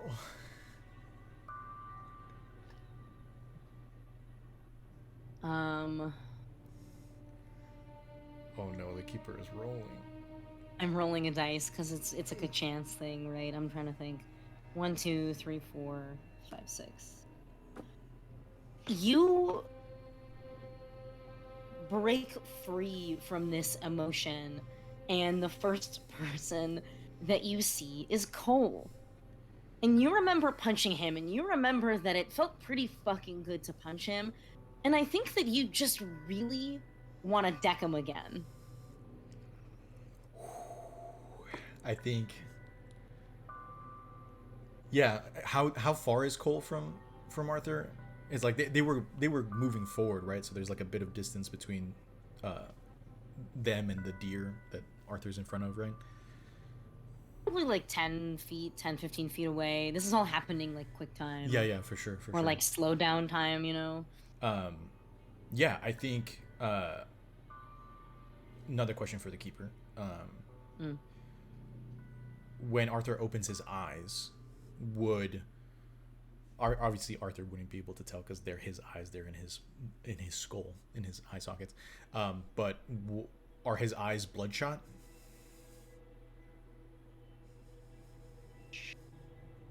Does this change things mechanically? No, it's no, it doesn't change anything mechanically. It's only just like in the past when he's been under the influence of the red. It's the bloodshot is kind of like one of the signs that one is under that influence. Then yes. Okay. Your eyes are in fact bloodshot. Then yeah, Cole, Ren, you both see Arthur kind of like pull away like sharply, and immediately his body language is instantly different. It's much more tense and like agitated, and you see him turn around and like the strands of his hair kind of like flick to the side, and you see the eyes are red, and he makes a beeline for Cole, very like as if he's about to like lunge at him. Ren is going to try and stop him, protect someone, protect Cole from Arthur. How are you trying to protect him?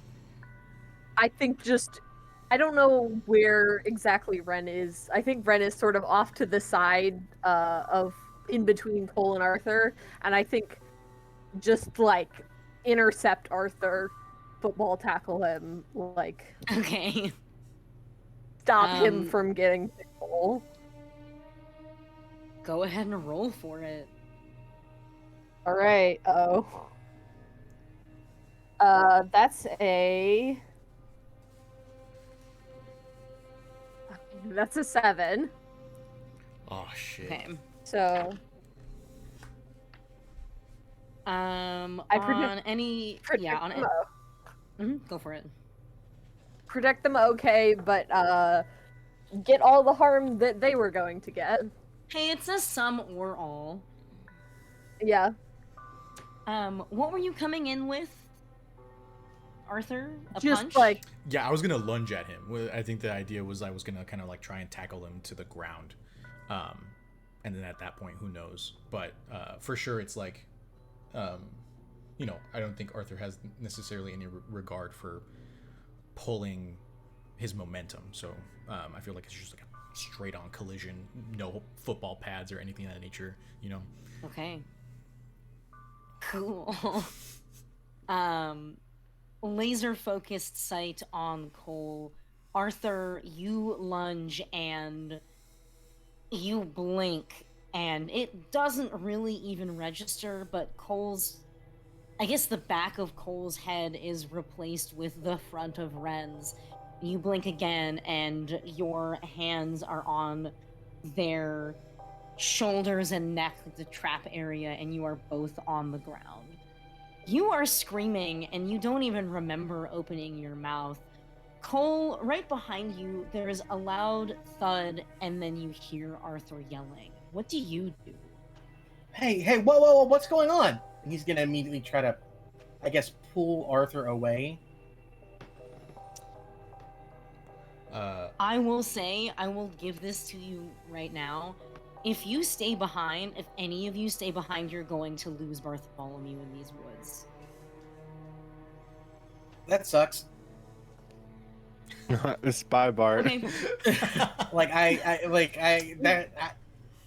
I mean, if I try to think of what Cole would do in the heat of the moment, it's because he's not used to following NPC. Like, I guess we're gonna fail this escort quest this time. Yeah. I just want to let you know that, like, mechanically, I am imagining any amount of time that you stop, you're going to lose. You might not lose him forever, but you're going to lose sight of him in this moment, and he will be harder to find. Fair. But the two of you on the ground, you hear Cole tell you to stop. Are you physically getting in between them or trying to? I mean, they're on the ground, so I doubt he's gonna get between them. But he's gonna, like, fair. That would be. Let me just. Yeah, imagine that. That would be so awkward. Let me just squeeze Put in here. it in the fan fiction. Yeah, that would be cold in the middle of the sandwich. Anyway, he's going to, like, grab hold of Arthur's shoulders and just try and pry him away. I mean, Ren was trying to get in the way of Arthur getting to Cole. So if Cole gets to Arthur, then, like, Arthur's immediately going to disengage from Ren and, like, launch himself at Cole. Oh boy. Listen, Keeper. Oh gosh. Masha accidentally. It was a started failure. the It was a failure. Hard moves had to be made. It was a you failure. know, so, it like, was a hard. I made a hard move. Yeah.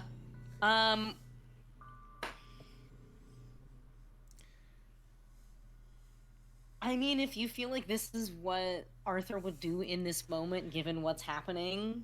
I mean, it's the influence of the red, right? So it's like one of those things where it's like, if he's under it right now and he's, I mean, it's one of those things where, like, I think all of us as you know, the collective keepers of this campaign and things of that nature, like, we want to make sure that we all understand and that the audience understands that this influence is fucking, like, it's dangerous. It is a threat. It is a threat for, and Yeah. like, and if this is what happens to Arthur, who is one of the PCs and, like, a character who's supposed to be helping people, what's gonna happen when this is like, you know, out there for the general public to be, you know, influenced by? So I think in the wise words of someone that everyone should look up to, the Joker, hit me. Yeah, so I think, like, you know, in some way, shape, or form, Cole, like, grabs onto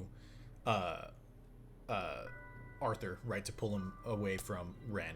And I think Arthur in that moment is going to, like, vice grip grab Cole and attempt to, like, suplex him onto the ground, and get him on the ground as well.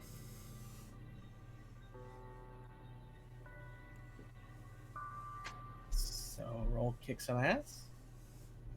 That sound right? Yeah, I guess so. Roll kick some ass. All right. Jesus, that's a 6 and a 4, which is a 10, and then a +2 to tough, which is 12. Cool. Love that. Are you letting this happen, Cole? Define letting this happen. Are you gonna try to... Hit him? No. Okay. For And my I respect it. for my extra effect, I would like to force them where I want them, which is just on the ground. That's fair, and I guess that was kind of what was happening anyway. Are you trying to do damage here? On top of whatever damage is done by, like, slamming someone into the earth? No. I think that, like, the idea was, you know, get Cole on the ground and then wail on him. It's just that Arthur is still engaged with Ren at the same time. So it's like that has been mitigated to get Cole onto the ground at least. So any damage that would happen from him being slammed down to the ground, I feel is fair. But I don't think Arthur's trying to, like, people's elbow him at the same time or anything of that nature. Elbow people, yeah. So You called me the Rock in the compliment. Yes. It sounds like. Question: can I see his eyes yet?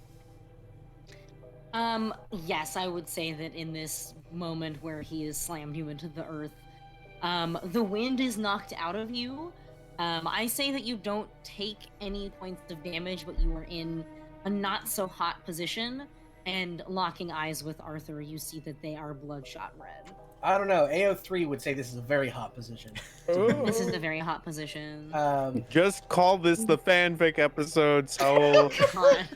Okay. Anyways, Cole, upon seeing the I hope red, you know I'm throwing away the rest of my mystery, and I'm just gonna keep doing whatever this is.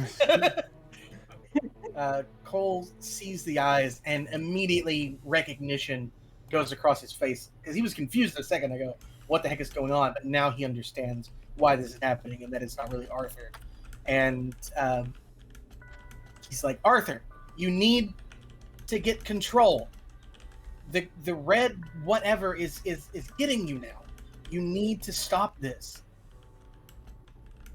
You need to calm down. Remember who we are, Arthur. Remember who you are. This isn't you. And I can absolutely roll manipulate someone if you need me to. No, I think that in this moment you hear a rustling from another part of the woods, and a jaunty little voice that is bargaining to be released echoes throughout this little clearing. Philip, Cornunos has dragged you all the way here. You see the fucked up deer, and you also see two of your friends in a loving and warm embrace 3, I think. on the oh good, ground. they're For the getting love of along. God, I was get a so room. I worried. think Ren is still. I think the idea is like Ren is underneath Arthur, and Arthur is like has flipped Cole onto the ground, and they're all just kind of like in a tangle on the forest.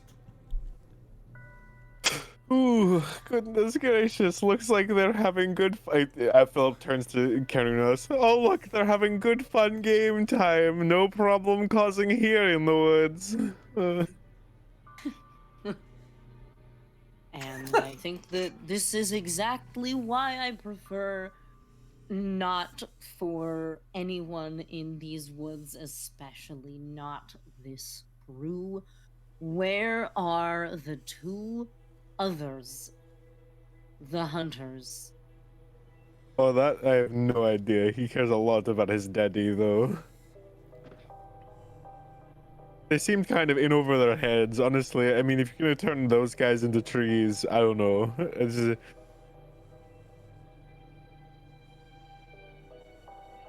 I don't really know their deal. He won't really. He didn't really tell me much about himself. He just sort of was like kept talking about his daddy, and how he needed to find his daddy, and he couldn't do anything without his daddy.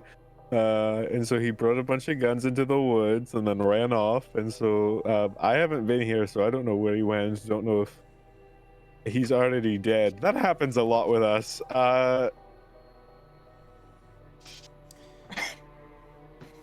Anyway, you guys okay? You guys seem to be wrestling a lot. Cole has just said this to Arthur, right? Like his spiel. Yes. I think. Do you want to try to break out of this? Yes, I would actually, if possible. I would love to try. I think maybe this would be an act under pressure with a +1 from your companion trying to get you out. Right on. Sounds good. Wow. That +1 is going to be really helpful because I rolled a 5 and a 1, which is a 6. And Wow. then I think, wait, hold on. Act under pressure is cool. Yes. Okay. I do have a +1 to cool, which makes it a 7, but with the +1, an 8, so a mixed success. Okay, so we're safe, double safe. Okay.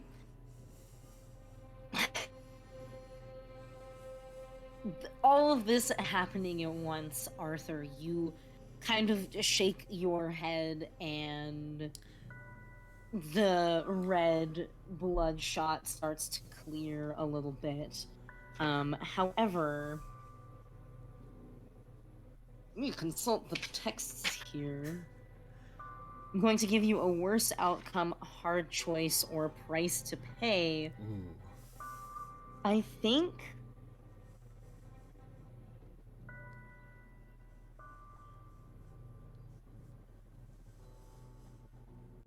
a couple different things could be happening here. I think hard choice, possibly you have dropped the red pouch in the pile of the deer's blood, rendering whatever ammo in the bag useless. I don't know if this is actually how ammo works, but this ammo is not waterproof. Go team. Or your worst outcome is that you are more likely to have a snap to anger sometime else while you're in these woods, and I basically would use that as a hold against you, and you can feel that. You know that you might just lose it again. Or you have a -1 anytime you're around this deer or someone mentions the deer. I like the second one. I like the one that like I have about a to hold snap. 1 Yeah, against you. correct. Okay. If I may, I'd love to kind of like embellish a little bit of Arthur's kind of like Please. snapping out of it. I think Absolutely. as Cole is like saying this to him, Arthur is like,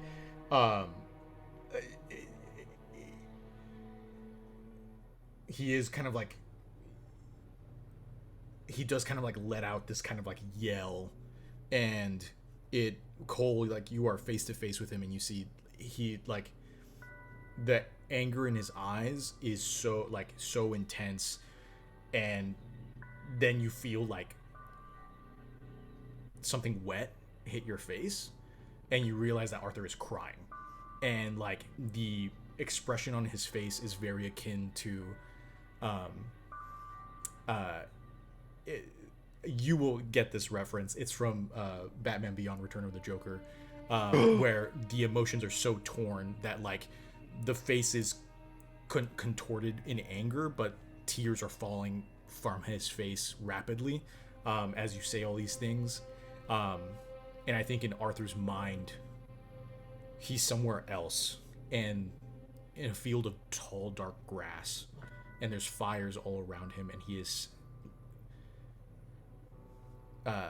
in a similar position, hovering over a man in armor with golden hair, and the light has left that person's eyes, and he is screaming into their face in pain. And you watch the tears fall, they hit your face, and like the red begins to disappear, and Arthur's hands begin to shake, and you see he kind of like pushes you away and falls back like onto his elbows, still crying, just like slowly down his cheeks, and his hands are shaking, and he's having a very hard time controlling his breath, just to show that he is still on edge in some way, shape, or form, and could snap at a moment's notice.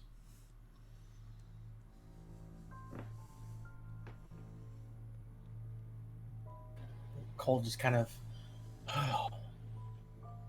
Randy, you okay? Yeah, you alright? Yeah, I'm fine. This red stuff is really messing us up. And he's going to slowly stand up and kind of like stand over Arthur for a moment before reaching out a hand. Come on. Arthur kind of like you see him kind of like close his eyes and like quickly like wipe his face. And he kind of holds up a hand and he says,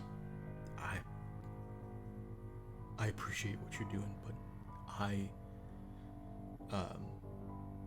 and he kind of sniffs and just kind of stands up by himself. And he's like, I don't think you should touch me right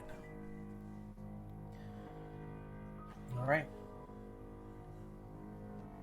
And I think it's at this point that Cole realizes that Bart is gone.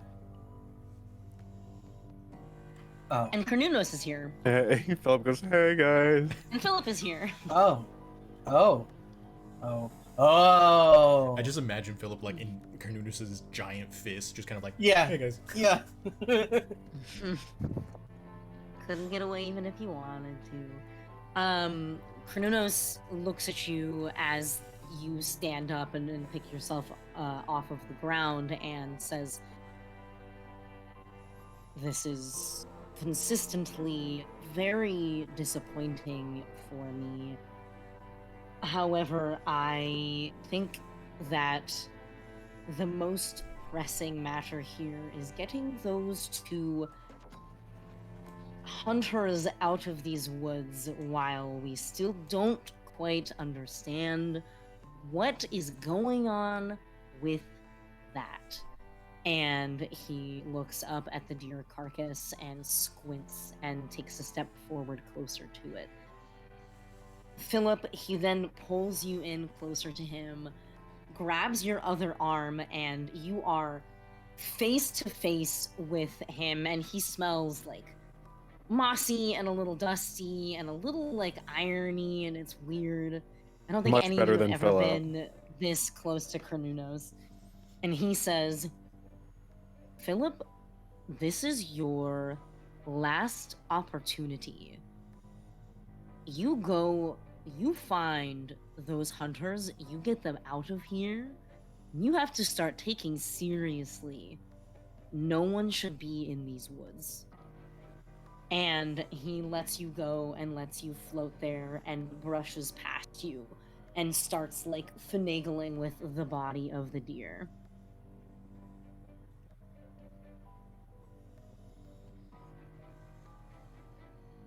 I think as Ren is like getting up, Mars has just remembered that Ren has beginning of mystery moves, and Ren would like Multiple. to use well, Ren doesn't really get to choose when they use them, because Mott just comes to them. So I'm going to roll my cool beginning of mystery moves. All right. Snake. And there eyes, are snake two of eyes, them, snake right? eyes, Oh snake eyes. boy. There are two of them.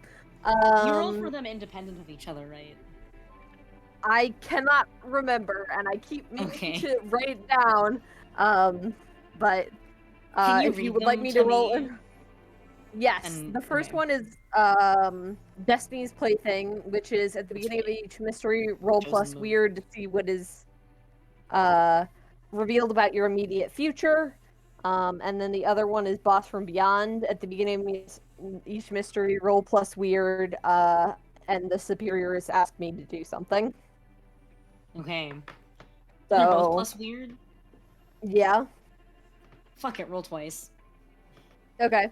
The We've first all- one I got I got an 8 plus 3, which is an 11. Okay. And then for I'm Here for a Reason, or no, for Destiny's Plaything, and then uh-oh.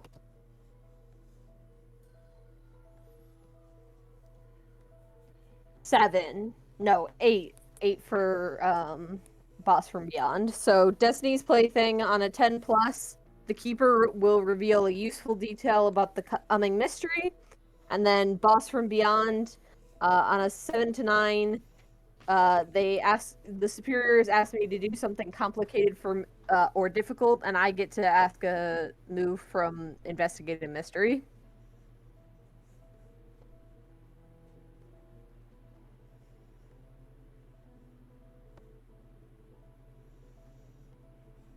Okay.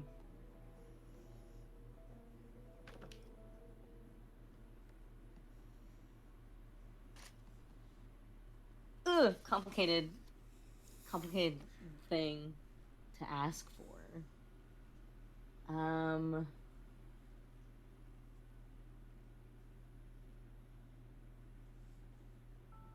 Useful detail. Okay.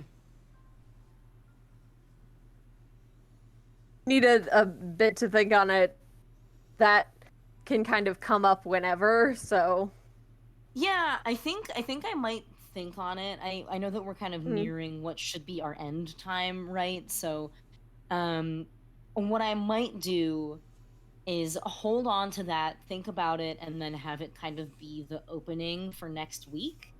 Okay. In response to what I kind of want to leave off on here, because I don't want to make us run late when we have East Coasters. So Carnunos has turned effectively away from all of you. Philip, you have been tasked with getting these hunters out of the woods. And as all of you kind of take a breath, a moment before whatever you plan on doing next, a gunshot rings out from further into the wood.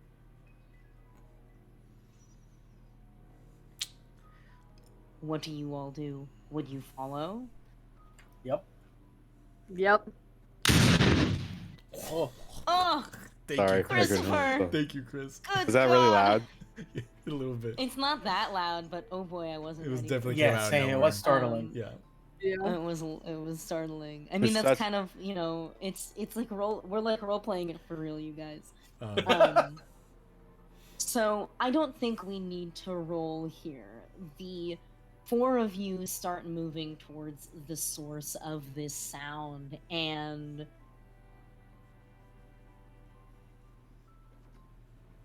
okay, the four of you start running towards the source of this sound, and you hear shouting, you hear another gunshot, you hear the panicked, frantic voice of Bartholomew calling out for help. Two things happen in tandem. One, a man runs past you, looking strikingly like Bartholomew Beckham, panicked, throwing his gun to the ground, just full speed, the opposite direction. And as you turn around, but not yet stop, you come across another tree, another figure impaled in the branches, blood dripping down, gasping for breath, Bartholomew Beckham. fuck. And I think that's where we'll end for tonight. Damn.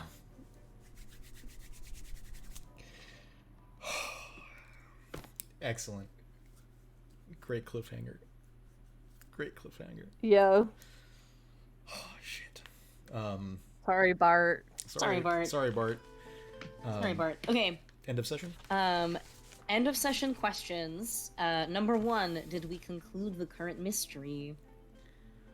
Yes, the dad did it. It was the dad all along. Great. All right, we got it. No. So no, we did not conclude the current mystery. Number two, did we save anybody from certain death or worse? Nope. No, we Ooh. fucked that one. Okay. Number three. Man, I love Keeper. It's great. I feel like I always get no's for all the questions. It's great.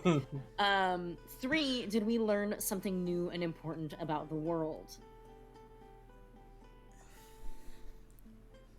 Something's impaling things on trees. Yeah, something real fucking big exists in these woods. Somebody's. It's like hanging a coat hanger or something. They're like, you wait here. Okay. Did we learn anything new and important about one of our hunters?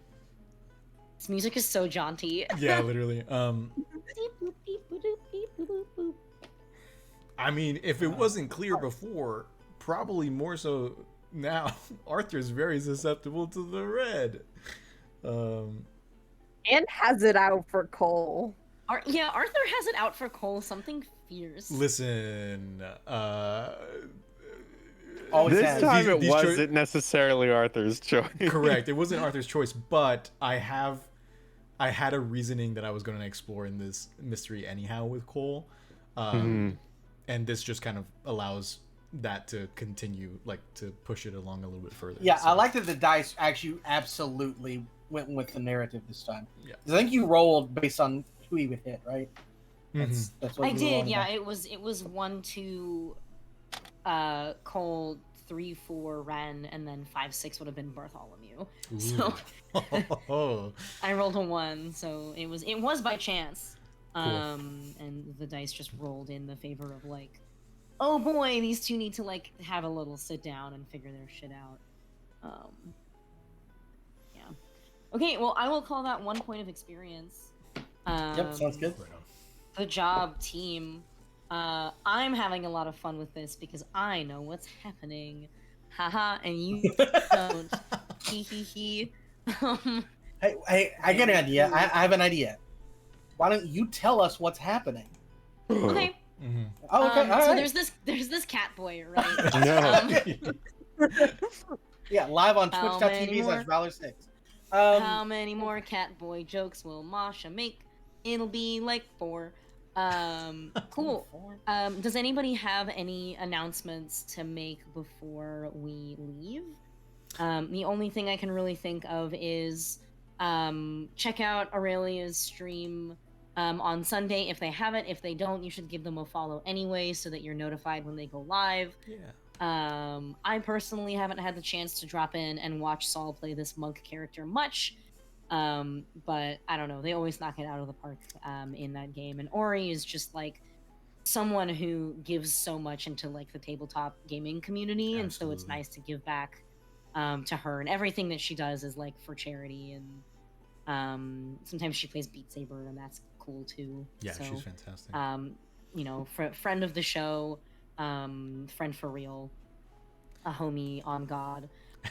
I was gonna And say- we Just real yeah. fast as an announcement at the end. We are now at 201 followers here on Twitch. So thank y'all so Good much. for Oh us. yeah. Very excited for that. Again, thank you for just the continued support. We love you all a lot, and we appreciate that you're here watching us on Tuesday nights. We appreciate it. And also on Also, last YouTube. time I checked, we were at 69 followers on YouTube. Hell yeah. Hey. Yeah, nice. Last time I checked, No one- which was a couple no days one- ago. So don't check, and no one I else. do follows believe us we're on like at YouTube. 72 now. Fuck. All right, we oh, need damn. 98 I'll- more people to follow us so it can be I'll- 169. I'll go unfollow real quick. No, No. wait, no, Justin, no. Cool. Oh, that's the other Well, thing. Yeah, go to our YouTube channel and like videos, please. Yeah. Just Yeah. help. It's good Just for even if you serotonin. don't necessarily have to watch, just pop on in and like a video if you want to help out in not a monetary way. True. Tell your friends. Tell your friends. Tell your parents. Tell your cats. Tell everybody. Just come hang out Tell with your us on friends, tell your Tuesdays. cats. Yeah. VODs I've will be heard going good up on reviews in Fridays. the cat community. I feel like Um, we say that in the announcements, right? That the VODs go up on Fridays. Yeah. Yeah. Okay. No, Well, no, we do not say Maybe the not. date. Maybe we We can s- add that next time. Yes, we yeah. say they Yeah, we come should add that. on. Fridays. yeah, they go up the same week, the Friday. Yeah, that so they're subscribe to our posted. YouTube channel, ring the bell so you Ring get the bell. notified every Chris. time we upload. Mail like- me $10 in the Like physical and gift. comment. Find my comment- address. Yeah, Okay. comment every video Cool. what your favorite moment was, and we'll shout you out next episode. I'm trying to outro us so hard, and it's just Yeah. not happening. All right. We, barring other stuff happening, we will see you same time next week. 5:30 p.m. Pacific time, 8:30 p.m. Eastern. All the other ones are somewhere in the middle. 7:30 Central. Tuesday night, yeah, whatever. Mountain time doesn't exist. Correct. Please go drink some water, unclench your jaw, and reach out to a friend you haven't talked to in a little while and tell them, I don't know, share a song that you listened to recently that you really liked, and tell them that you should hang out soon. I don't know, whatever. Be Yeah. less awkward than me. That's your task for the upcoming week. On that note, goodbye, everybody. I love you dearly. Thank you to everyone who stuck around this late, and thank you to my players for being at my mercy. Good night. Night, y'all. Be kind to yourselves. Good night. Bye-bye.